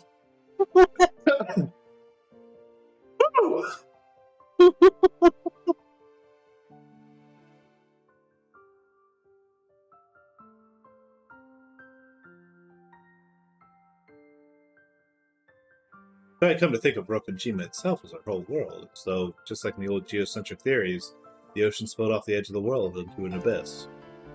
But as I looked at a lady like this, I realized that was a horribly narrow outlook. I still couldn't keep up with the excitement of the crowd, but I felt like I had seen something that cannot be seen on Rokkenjima. Although I didn't know if it was the unseeable thing that Shenna was talking about, I still can't see the ocean's blue.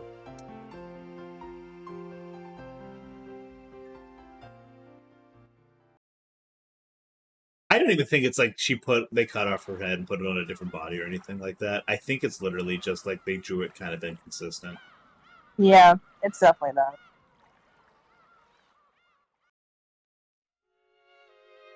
Maybe. Today, the cultural festival of Jessica's school. Has the principal been doing well?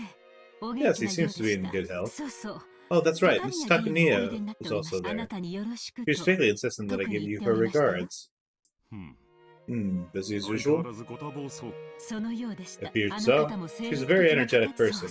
Oh yes, there was also President Enomoto. Actually, the topic of Jessica's cultural festival came up at dinner. School events often became social gatherings for influential people.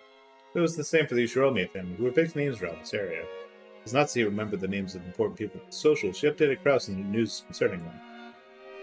Jessica didn't really have an interest in that discussion and rudely slurped her pumpkin soup. My lady, stop being a rude bitch. I would hesitate to call those appropriate manners. Yeah, sorry about that. I'm always telling you to do something about your speech. Yes, Jessica answered, discouraged. We saw that. Krause smiled a little and interrupted his conversation with Natsuki. Jesus Christ, dude!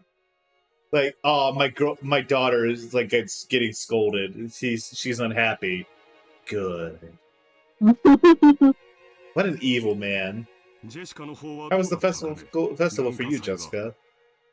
It's really fucked up that like I found things that I like about like basically every single one of the the adults except for Krause.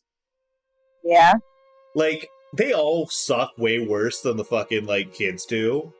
The kids aren't perfect. Like they still like have parts of them that kind of like, yeah, this is like this is a character. This is definitely like flaws or whatever, and like they're not like 100% like pure angels or whatever. But like the adults, while they're all pieces of shit, are mostly have some sort of redeeming factor or like some aspect that like is like a compelling aspect, or it's like, hey, this is a fun character trait, or hey, this is kind of cool. This man is nothing but sneering, disdain businessman, evil dude. He is Trump after all. If you tell me this man is actually based on Trump, I'm gonna shit my pants. I don't believe it. Like you're kidding me. Eddie, is this man actually based on Trump? I never heard anything about that, so I'm not sure. Okay. Since I haven't heard anything. I'm grain of salting that. I'm assuming that's just Dagger making a meta. Okay, I was just saying that. Okay. Because I would have lost my shit. How was the festival for you, Jessica? Huh? No, it's okay. I was watching. You did a good job. You were not. Oh, man. Boy, I tell you what, there's a reason for Jessica to be that insecure about love. Jesus. Huh? Yeah, I guess. She would not be saying. Jessica's face turned bright red. She probably hadn't thought Natsuki would actually come to see her on the stage. She had a mixture of happiness and embarrassment. Actually, she hadn't wanted for her mother to watch, because she didn't want to be told that her music was inappropriate for the Ushiromiya family. It wasn't as though it didn't make her happy to hear her parents say that she did a good job after watching her try her best. You appeared with both composure and dignity. Yep.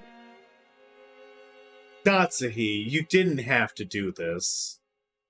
You could have just apologized for not being able to catch it. This is like genuinely worse. Fitting behavior for the student's representative. Oh, yeah. Smile that had been there a second ago crumbled like sand. Jessica immediately realized what she was talking about, that she was talking about something different. Jessica was also the school student president. Oh, shit! She had no interest in something so annoying, but her parents had been pushing, so she grudgingly accepted. Oh, she's talking about like a speech that she made or some shit, man. Unfortunately, this is different than how I thought it was, but it's still bad. Fortunately, she was popular in school, so she had won the election easily. So Nazi was praising her for the ceremony organized by the student council at the beginning of the cultural festival. Actually, she had just carried that out half-heartedly. He immediately met up with her friends and held a stage rehearsal for the rest of the time. The experience of standing above people and bearing responsibility will definitely be useful in the future. Go fucking jump off a cliff, Kraus. Jump into the fucking ocean. It would surely help you mature as a member of the Ushiromiya family. But you spoke the greeting a little quickly. You passed on content, but your fast style of speech dilutes it. You passed on content, but your fast speech dilutes it. It would be good if you developed the habit of taking a breath every once in a while. It couldn't be me. Yeah.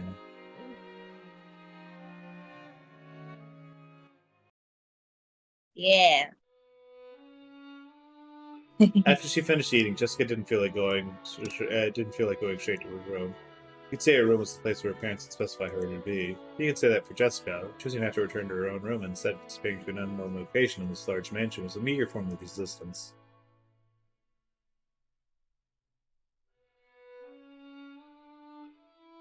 Jessica felt that even being in the mansion made it hard to breathe, so she went outside to the rose garden.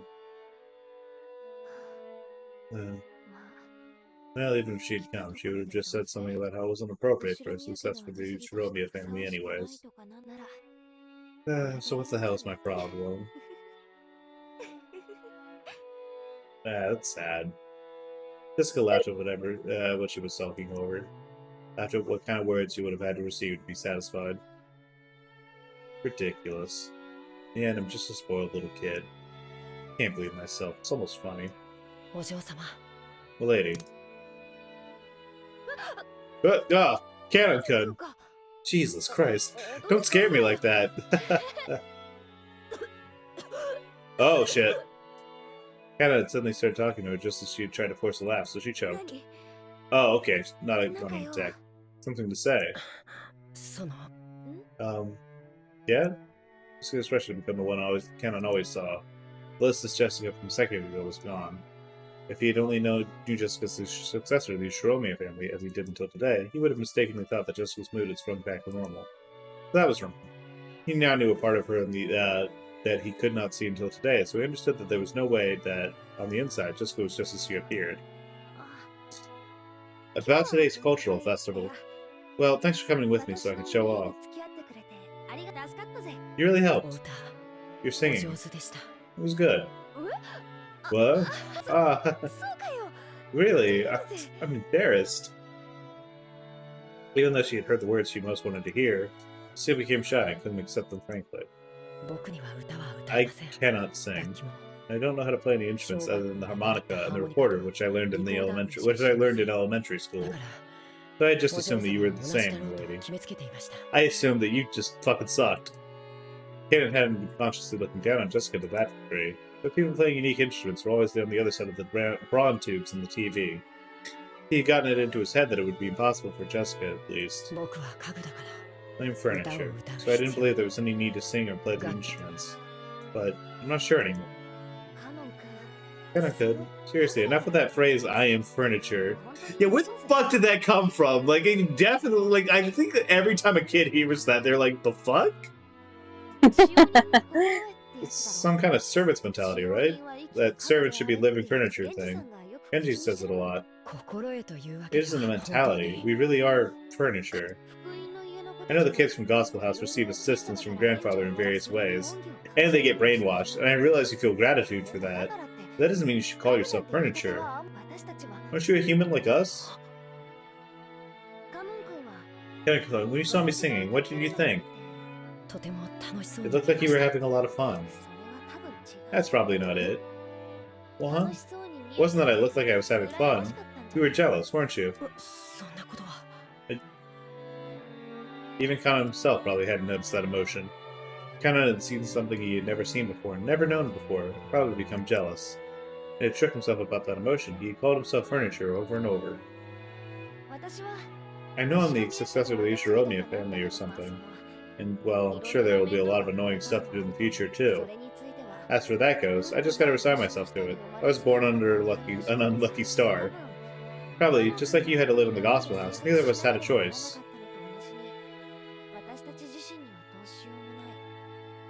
Like, obviously, there's, like, way more going into it, and, like, the sort of stuff that, like, Jessica, like, will be able to do and the opportunities Jessica will have, like, is, like, far more, like, a far different circumstance than an orphan. But it is really interesting to see these, like, these two, like, very different people, very different circumstances, like, both consider themselves to have been born unlucky, like, wanting to have been born anyway else. Because of like the sort of the expectations and like limits that have been placed on them because of their upbringing. I think it's like a really neat comparison point, and I definitely feel like if you're not like as good a writer, this kind of thing is kind of risky because it can backfire really hard. Like, if you make Jessica, like, less sympathetic and you make her plight, like, or, like, you don't do enough to, like, make Kanon kind of an asshole a little bit, like, I feel like it just comes across as completely tone deaf.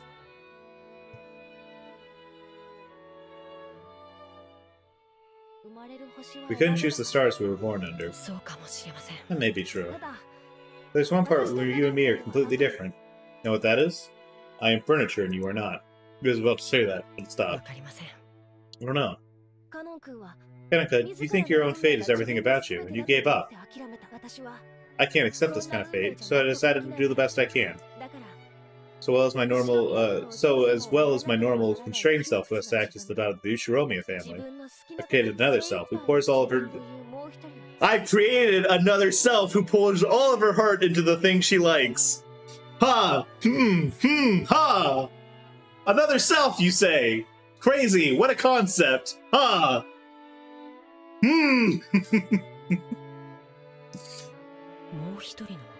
Another... Oh my... Okay, yeah, alright. So you know how, like, I became progressively more and more convinced that I was right, like, at the end of last stream? It's doing it again. It's happening again. I am once again like, okay, yeah, so this is totally it. Yeah. Kanon doing the thinking emoji right now.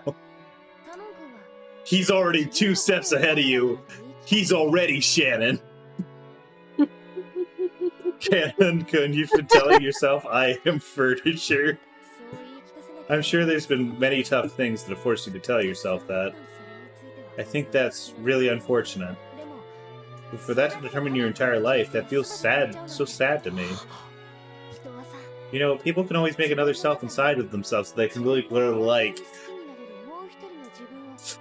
Eddie! What's that? Even if I hadn't come up with it up until this point, this would have been like, okay, so this is clearly like what's happening. This is almost to the point where it's like bashing you over the head with, hey! Hey! What's up?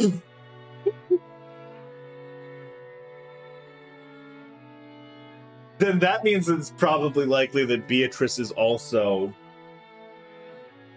what's the fuck is the logistics of it? Because I swear to God, I've seen people with, like Kanon and Shannon have been in the same room with other people, and, like, they hadn't recognized that anything was, like, different. God damn it, what the fuck is the mechanic? I'm missing, like, there's that one key, it's like, the second that key locks into place, or, like, I figure something out, or, like, something's revealed where it could be possible, I'm just like, that's it, it's over.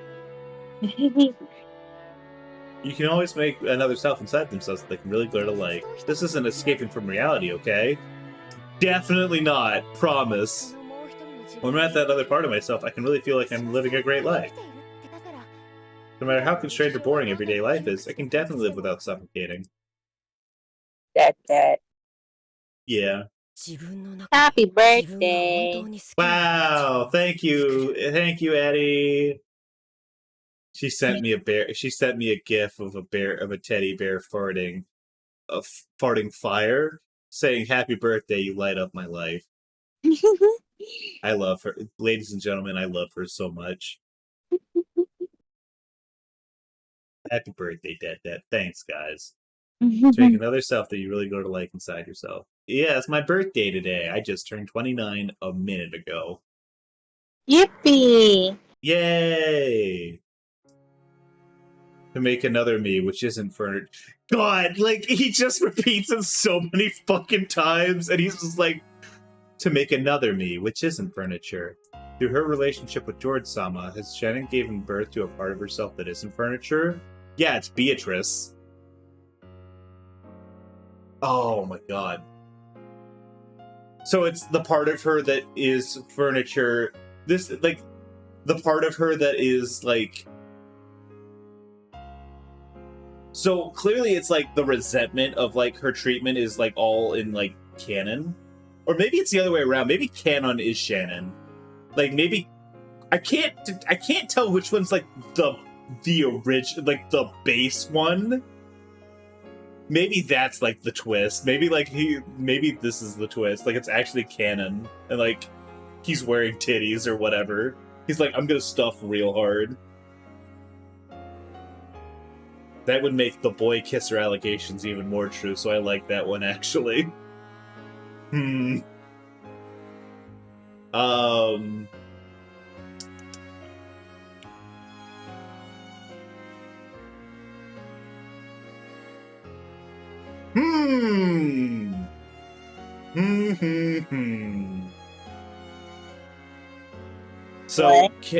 Okay.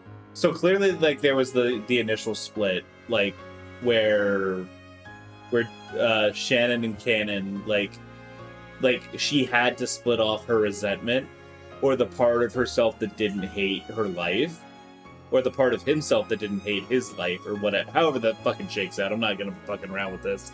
I'm still treating Shannon as, like, the base entity right now. The base entity. You know what the fuck I mean. It's funny. Yeah, I know it is. So like, the resentment splintered off into canon because she needed to keep that separate from the rest of herself if she was able to, if she wanted to, like, I don't know, continue to live, or like, whatever the fuck the circumstances of that initial split were. I mean, like, I'm just assuming this is something that, like, she needed to be able to function. And then eventually she came to, like, she went through this incredibly traumatic stuff where, like, she, like, likes George, and she thinks that, like, you know, she's starting to think maybe, you know, something could happen or whatever, and then Ava comes through and, like, fucks her up, and, like, that bursts this desire to no longer be furniture, to no longer be a servant, which manifests itself as Beatrice, and that Beatrice, like personality starts to, like, bring Shannon over to, like convince, the tool that she made to convince herself it works.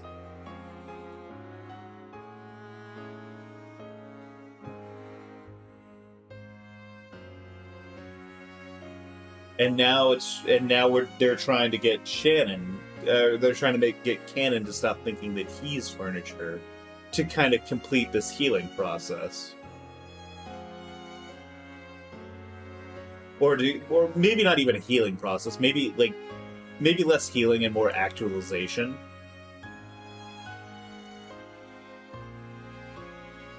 Keep talking. Sorry, I'm playing around with this. Like, I'm fidgeting with this. Go ahead. Putting this down.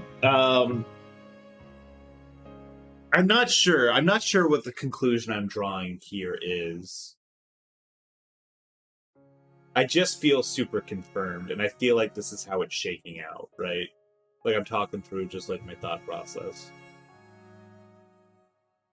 I'm the birthday boy. No one can say that I'm wrong today. You can wait. Save your comments until tomorrow. Everything is canon. The end.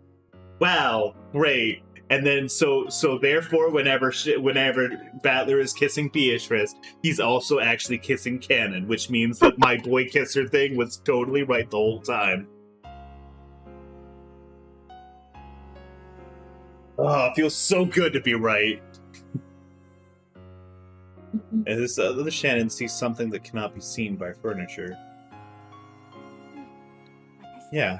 I mean, I don't know anything about your private life, Captain Dunn. It's your birthday, so all your Umineko theories are true and real. Let's go! I didn't realize it was. I would have done my birthday sooner if that was the case. If I knew that, I simply would have been born sooner. That would just be like, okay, all of my theories are true. Okay, Canon is just like straight up gay, and Battler also loves him, and they hang out a lot. Also, Beatrice is there. I don't know anything about your private life, Canon-kun, but I can sort of guess. Your private life is probably nothing like it all. Probably nothing at all. Bullseye? Canon couldn't reply, but that was answer enough. He had no concept of a private life. So Canon would always be Canon. So furniture would always be furniture. By saying he has no rich inner life, he has no sort of experiential that's like unique to him that isn't. Okay, that's a really, that's good. That's really good. That Canon isn't your real name, right? Gospel House gave new students new families and a new life, so it also made a point of giving each of them a new name. In this case, that was Canon. Certainly, that name of mine may be a temporary thing. He had thought that he wasn't anyone other than Canon. But he remembered. There had definitely been a part of himself that wasn't Canon. Yeah, its name is Shannon. Or Sayo. That was far, far away, just beyond the distant fog of oblivion. Or hell, even Beatrice! So even for you, it should be alright to have times when you're Canon-kun and times when you aren't. Jessica! Jessica, stop spelling out my theories. I'm gonna feel less smart when I'm right. She's making it too obvious, guys. It'd be alright to have times when you're Canon-kun and times when you are. Maybe that Canon-kun you are when you act as a servant calls himself furniture and strictly limits his own will. Thought this was gonna be something that gets like this. Like, I thought I had blown the lid off this bitch. I thought, like, damn, we're really gonna get that twist that's gonna come in like chapter 5 or 6 or some shit like that. It's dropping this fucking time, isn't it? God damn! They wouldn't be nearly so explicit if it wasn't coming this chapter. When you aren't Canon-kun, I think it's alright to live much, much more freely. You know, and murder a bunch of people. Those words definitely just weren't lip service. She really meant that you could murder me. Jessica had also been like this in the past. She had cursed her own birth into an environment different from all of her friends at school. She had been the only one in a heavily constructed environment, first to learn various things. I think Canon could do that, yeah. And she had even received words about the friends that she had played with. Though she had been sad about that she had given up, thinking that she had just been born into that I know that kind of star. One day, Jessica had stopped giving up and surrendering. Stuff like Luciromi, a family customs and pressure, those didn't matter. She had created a real Jessica inside of herself, who could do what she really wanted to do. You know, I call by this nickname Jessie in school. When I'm Jessie, I can live life honestly and to the fullest. Because of that, I can do my best when I'm Jessica, too. Maybe you could have times when you're Canon, and times when you're, you know, not Shannon, maybe not Beatrice, but, you know, your real name. And live a different way in each. In each! Not even just, not even just 1 or 2. When you aren't Canon, can you try being another self you can grow to like? When I am not Canon. He had thought that his real name didn't matter at all. He had thought Canon was all he was. But now Jessica was saying that she created a new existence, another self that wasn't Canon. If you don't mind, tell me, what's your real name? He was silent for quite some time. Maybe his real name had risen to the tip of his tongue. After hesitating for a long time over whether he should say it, in the end, he swallowed it back down. 忘れました。 I bet it's Sayo. I forgot. I forgot. 僕の名前は My name doesn't matter anymore, except when it does, except when it's the twist. Jessica made George and Shannon date, now she's telling this to Canon, it's all her fault. She's behind everything. She's been the mastermind this whole time.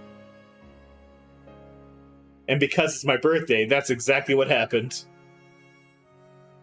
Those words just signified a slight 僕ら rejection. 本当は No matter what kind of real name I had, the only truth of it こ now こ is に that カノンとして会 that うこと here だ I け am が過 Canon. 去など何の関係もない Past has nothing to do with 作られ anything. た家具の材料 This is if it's not matter 元 the は name of 何 the かの tree 木の from 幹だったなんて from whose trunk a ど piece うで of もいい furniture こと was は同じ originally です made. だからよせって I said stop ダ that. メじゃないんだぞ You aren't furniture, you're human, you know? 僕は人間じゃ I ない am not human.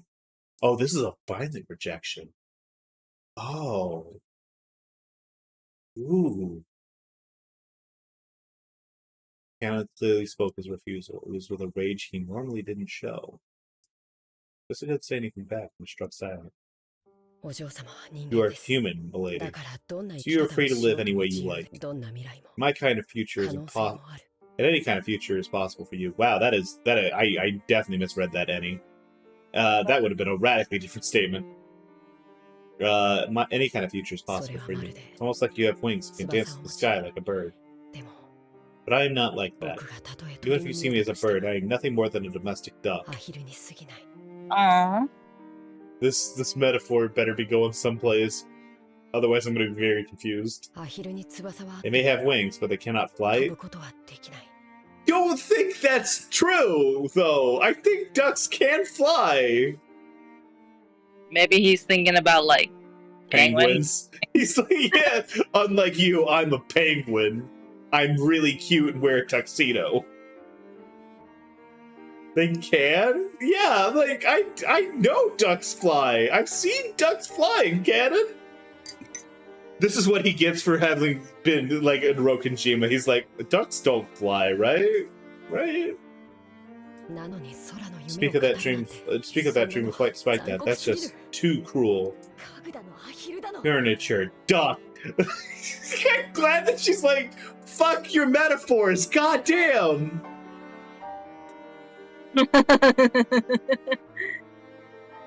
Chat, he doesn't know ducks can fly. Chat, He may be stupid. he may be stupid. Jessica, please tell him ducks can fly. なんだってんだよ What the hell is all this? No, Jessica had unconsciously gone along with Camden's forceful manner of speaking. She realized she shouldn't fire back and swallowed her words. I don't know anything about 君 you. のことを何も知らない生い立ちも知らない I don't even know your upbringing. I don't know the hardships you've been through. Maybe he sees this as like a defense, right? Like, if we go with this once again, we go with this thing that I had kind of like talked about a little bit, where like that rose kind of represents canon, like where it bloomed early and withered early, and got withered because it had bloomed too early, had been damaged. Like this rejection of the self, this rejection of like his human emotions, his ability to love, his ability to like control his future, speaks to like it can't have been like I don't want to say it can't have been my fault, but like whatever happened to me had to have happened because of like it was just always going to happen. It was predetermined. There was nothing I could have done about it as a defense mechanism. Please tell him. For fuck's sake, Jesse. I thought you were key smashing at first dagger. I was gonna be like really funny. I can't even imagine why you started calling yourself furniture. But know this, you aren't furniture or a duck, which can fly. You're a real human. You're a human being. I want to say the canon working as a servant is furniture. That's alright. But in that case, don't you think you can make another self for when you aren't furniture? When you're human? そんな可能性 Only a human like you can embrace that possibility. 僕はそうじゃ I ない am not like that. 僕には未 I 来 have も no 可能性 future, no possibilities, and I have no dreams I've committed to see. Kinzo, what the fuck are you doing to those kids?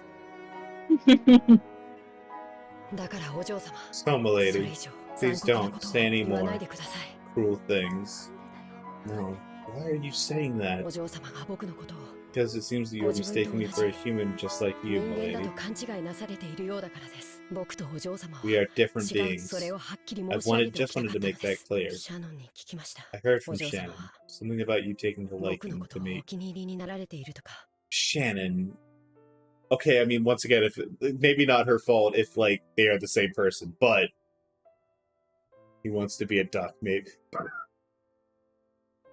So what we're hearing is the confirmation that Canon's persona is a duck. Video tree, you're so right.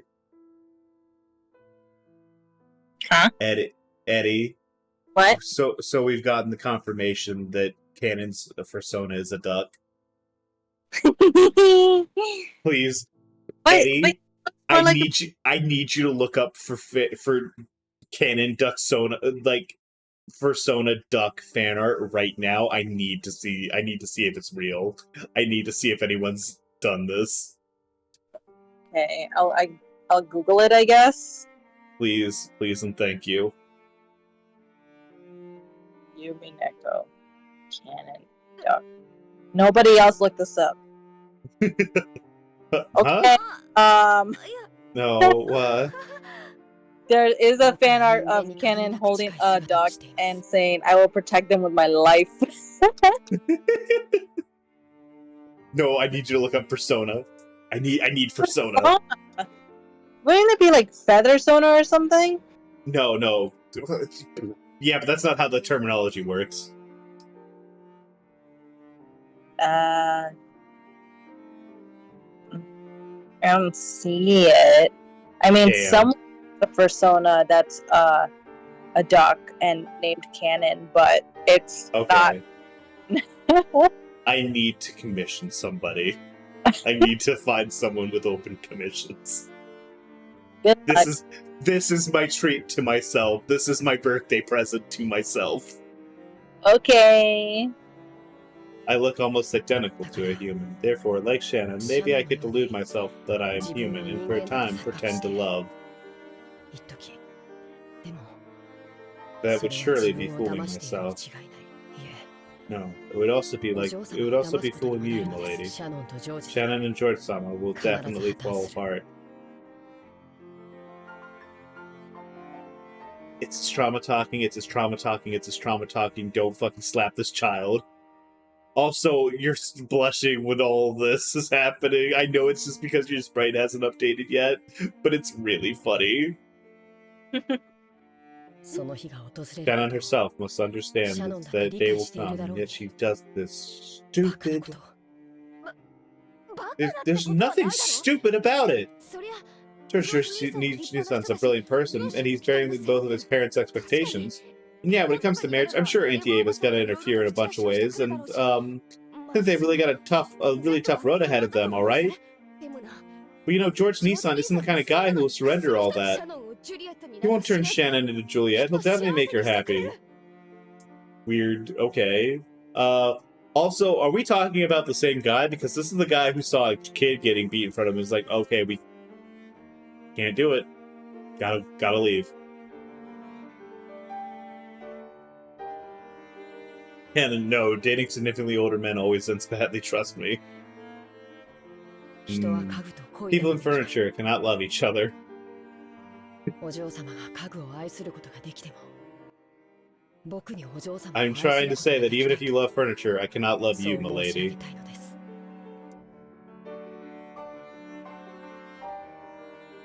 Give me 1 second. I'm going to make a post in the Discord really quick. What? Give me 1 second here. I'm going to be posting it in tweets and memes. Okay.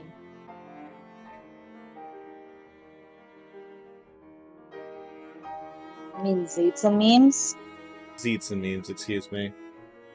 Where is it? Just posted it.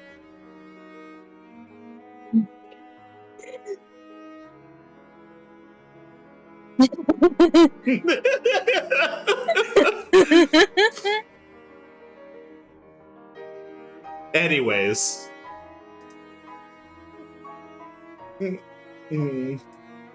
Those words of Cannon's crushed all of Jessica's bittersweet feelings from today. There was no way she could have anticipated the emotions of such a blunt rejection. In an instant, she lost the willpower that had caused her to try and unravel something stubborn in Cannon's heart. Before she knew it, she was just standing there in shock. Lady, if your feelings to me are due to my conceit, I beg for your forgiveness.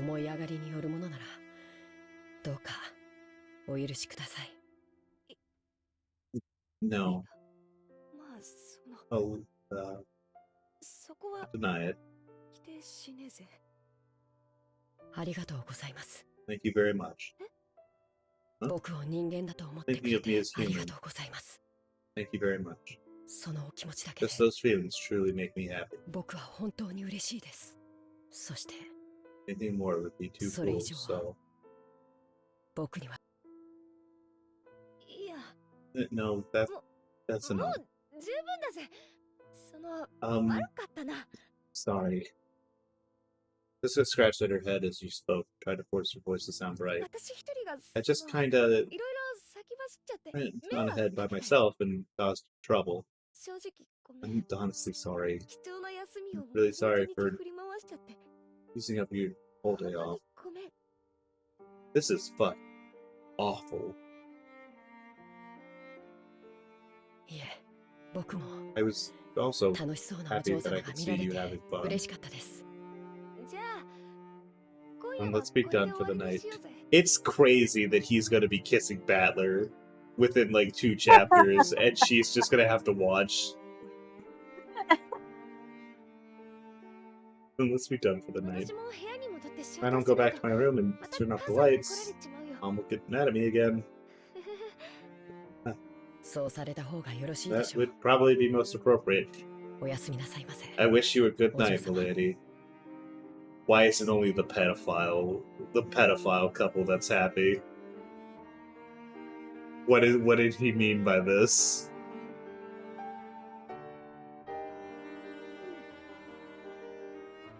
Yeah. Good night. Jessica turned her back to him and slowly trotted along, looking disheartened. But suddenly she started dashing pell-mell and disappeared in the direction of the mansion. As he watched her go, just for an instant, Anna was tormented by the feeling that he had just made a huge mistake. You did! You did, dipshit! But no, he thought, this had not been a mistake at all. It was for her sake that he had been forced to refuse her now, while her pain was still at its smallest. Nice going, making a woman cry like that. Hey, I wonder who that could possibly be. I'm still not over Organ Short 6 million in C minor. 600 million in C minor. Hey, I wonder who this could... I didn't expect you to refuse her that strongly. Had you answered normally, another pair of lovers would have been bored with my magic.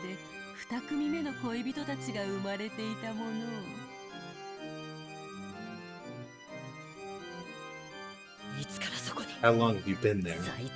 You're just horrible. When he turned around, the witch was suddenly there. You know, because you just had a traumatic event. It looked like she had been there the whole time, enjoying the performance as if it were a play. I shall forgive your reckless words towards me now, just this once, in deference to that pleasant show. Even after 1,000 years, no more interesting show exists than complications between men and women. Not women and women, though. That's just normal. That's like the default state. Lesbians be like that. And men, they just mostly fuck. To me, it's an addictive pleasure, sweeter than any other. Eddie, are you there? Can you talk just to make sure that I'm like I can hear you? Because I haven't heard you like for a while. Meow. Okay, just wanted to make sure. Just wanted to make sure. Meow. Sorry, I'm dying. Oh, that's okay. We'll wait until the scene is over and then we'll call it. Okay. Canon pulled that butterfly brooch out of his pocket. It was the crystallization of the great magic that the witch had bestowed. Without hesitation, Canon flung it hard into the ground and stomped on it. Once again, this violent rejection of, like, actualization as a defense mechanism. What is the meaning of this? When you know that it was something given by me. Just now, I figured it out. What you're doing isn't as tasteful as being a cupid of love. You're just a demon who enjoys showing love to those who can never be joined and deceiving them.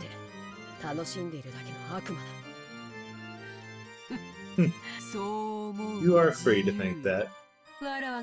Most humans I have lent my power to have said the same thing. Don't play dumb.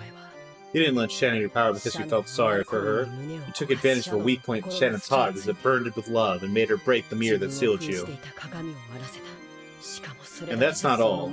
You're toying with her when you know very well how it's all going to end. Am I wrong? God, she's so good at hitting that exact cadence and note, like the tone.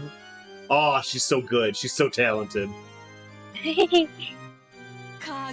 Furniture is a thoroughly pitiful existence.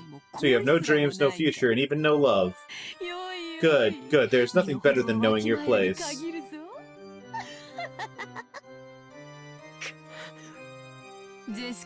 Just as you suspected, there was a faint love growing in Jessica's heart. You were under the impression that you sniffed it out, harvested it. But did you know? Trees grow thicker branches if you thin them out instead of letting them grow rampant. A girl who loves furniture. Interesting. Truly interesting. I didn't know J.D. Vance had a sister. Alright, I'm done with the J.D. Vance shows. The one was enough.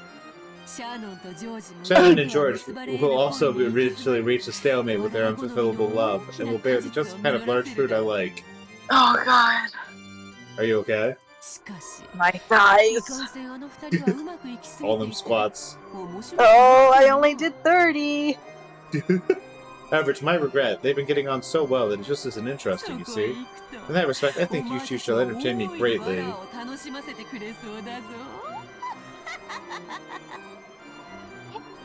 The witch laughed. Even though she had known that the two could not be joined, she had lent magic to join them together. However, they couldn't escape the fate that made it impossible for them to be joined. The witch knew that. Then if they were joined, the relationships of Shannon and George, Canon and Jessica, would fail for certain. As they wandered through the eternal desert, the hell of love, they would be tormented by eternal thirst. Do you think I would lend them that power without any compensation? I'll lend a hand in love. My compensation will be one ticket to watch the cruel fate the two of them will eventually meet. Even after 1,000 years, no better show exists. Look at Kinzo. See how he ended up, a pitiful old man who knew the taste of love and was thrown out of paradise.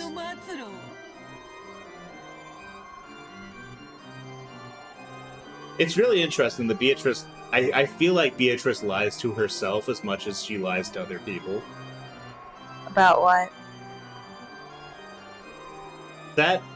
I don't think that's how she really feels about, like, Kinzo, or even, like, George and, like Shannon, or even, or even, like, fucking Canon and, like, Jessica. Because, like, I think about the attitude she had with, like, Shannon, and I think about how she was, like, reacting to Kinzo, right?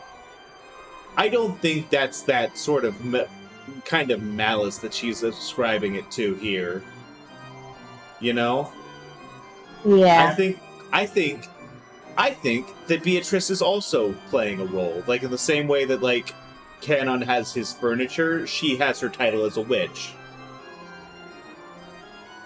It's something she uses to kind of distance herself from the world around her and the stuff that she is feeling. Look at how he lives, like a dead man who can't fully die. What she's doing right now with Canon is exactly the same sort of thing that Canon was doing with Jessica just a second ago. You really are a witch. Get out of my sight, demon. I shall disappear regardless. The power still hasn't returned, you see. I am still tired to continue showing myself. I overdid it when I gave you lovers my power. As I am now, it will not be easy to maintain that power without that brooch as a catalyst. Cannon ground his foot even more into the stomped brooch. He felt it break under his foot. Then it dissolved as if into water, and changed into butterflies that sparkled gold, which fluttered away from beneath Cannon's foot. I also find it a little difficult to continue preserving this form. As you ask, I will hide myself for a brief period. Just as long as there is no tide that will not rise, and no moon that does not wax, my magical power will surely become whole again. And there will surely come a time that is appropriate for my revival. I cannot imagine whether that will be tomorrow, next year, or even 100 or 1,000 years into the future. But as long as there are those that entertain me, I will surely gain power and revive. I will disappear for a short while until that time comes.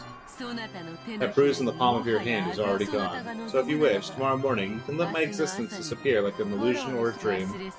There's nothing more saddening than for me to be forgotten, excuse me. However, I will definitely be revived. Make sure that you won't regret that day's coming at any time. I will surely have my second coming, control everything of this island as this island's true master. And at that time, the door to the Golden Land will be opened again. The covetous and greedy shall call me forth without fail. Enough! Disappear now, Golden Witch.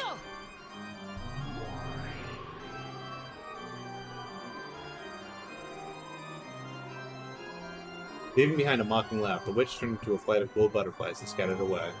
The whole area sparkled like a gold blizzard of snow globe. The best I could do?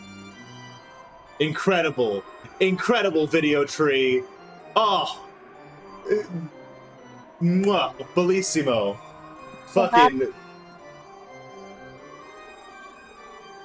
Video tree came through. I'm DMing it to you right now. Please, video tree, please post this. Please post that in our showcase.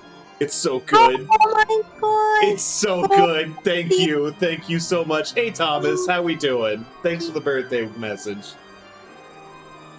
That's so good. I'm fucked up. That's so good. This is everything I could have wanted.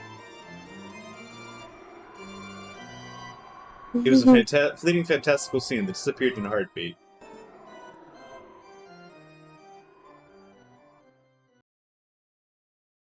Which could no longer be seen. However, Cannon felt like he could still hear that shrill and pleasant laugh.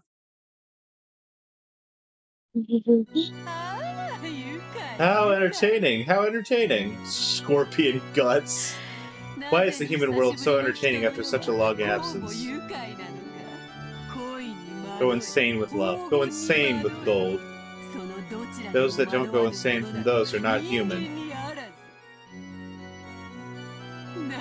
I see. Then the word furniture is indeed fitting. Furniture is created to serve humans, and I toy would tyrannize those humans to use my 1,000 years of boredom. But a truly entertaining rock paper scissors situation that I cannot control furniture. And so your enterprises are truly interesting. Furniture, try and see if you can hurt me. Get crazy in it, get crazy in it, get crazy in it. No.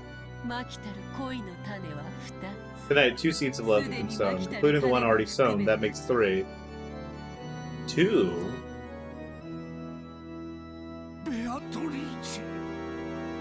He's having fun without me. Aww. Why did you leave me alone in this painful world? I detest you. You are yearned after this much, and you make no attempt to answer. I will detest you for all eternity. God, this is... It's so fucked up that this is just gonna be Battler after 50 years. My lord, drinking any more will be damaging to your health. Haven't you also been warned by Dr. Nancho? Be silent, Genji. You do not understand. You do not understand my grief and sadness. Even though I believe him that is my oldest friend, at least you would understand my pain.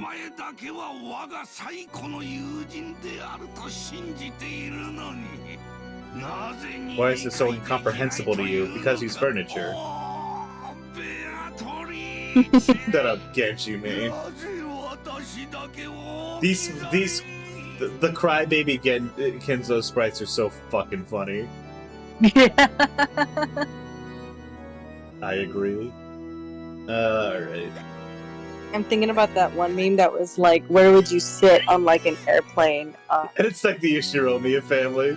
Yeah, except like they specifically use the sprite of Kinzo crying. Yeah!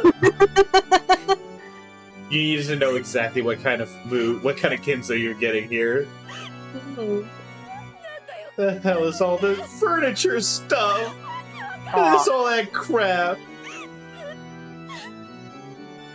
Poor girl. Yeah, this sucks. How heartrending, Jessica-sama.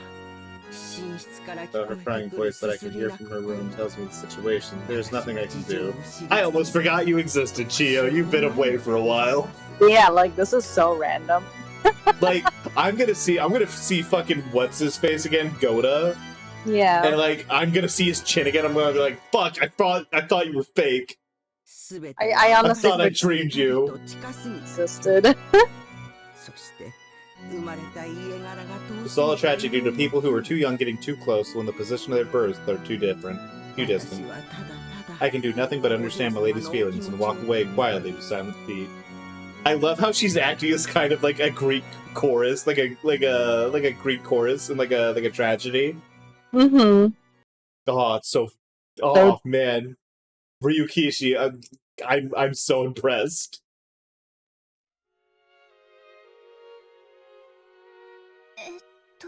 Okay. Yeah. What? I'm good to go back to. What? What? What? Huh? Who? All right, that's all for tonight, guys. I don't know if I don't know what I'm gonna be doing on my birthday. I'm pretty sure I will be doing something on my birthday.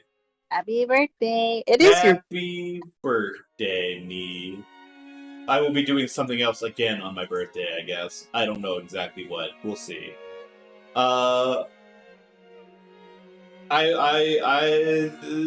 We'll see what happens. Anyways, thank you guys for coming out. You guys take care. Let me see who's live on Twitch.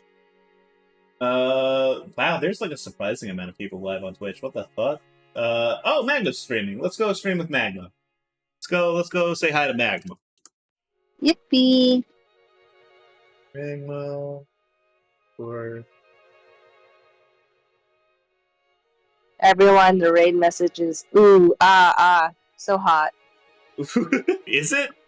Is it? I think it should be birthday raid though. Oh, yeah. I mean, you know, I don't want to, you know, say one thing's more important than the other or anything, but You want everything is All canon. All right, go say hi to Magma. Have a good time, everyone. Thanks for coming out. We'll see you later. Bye bye now.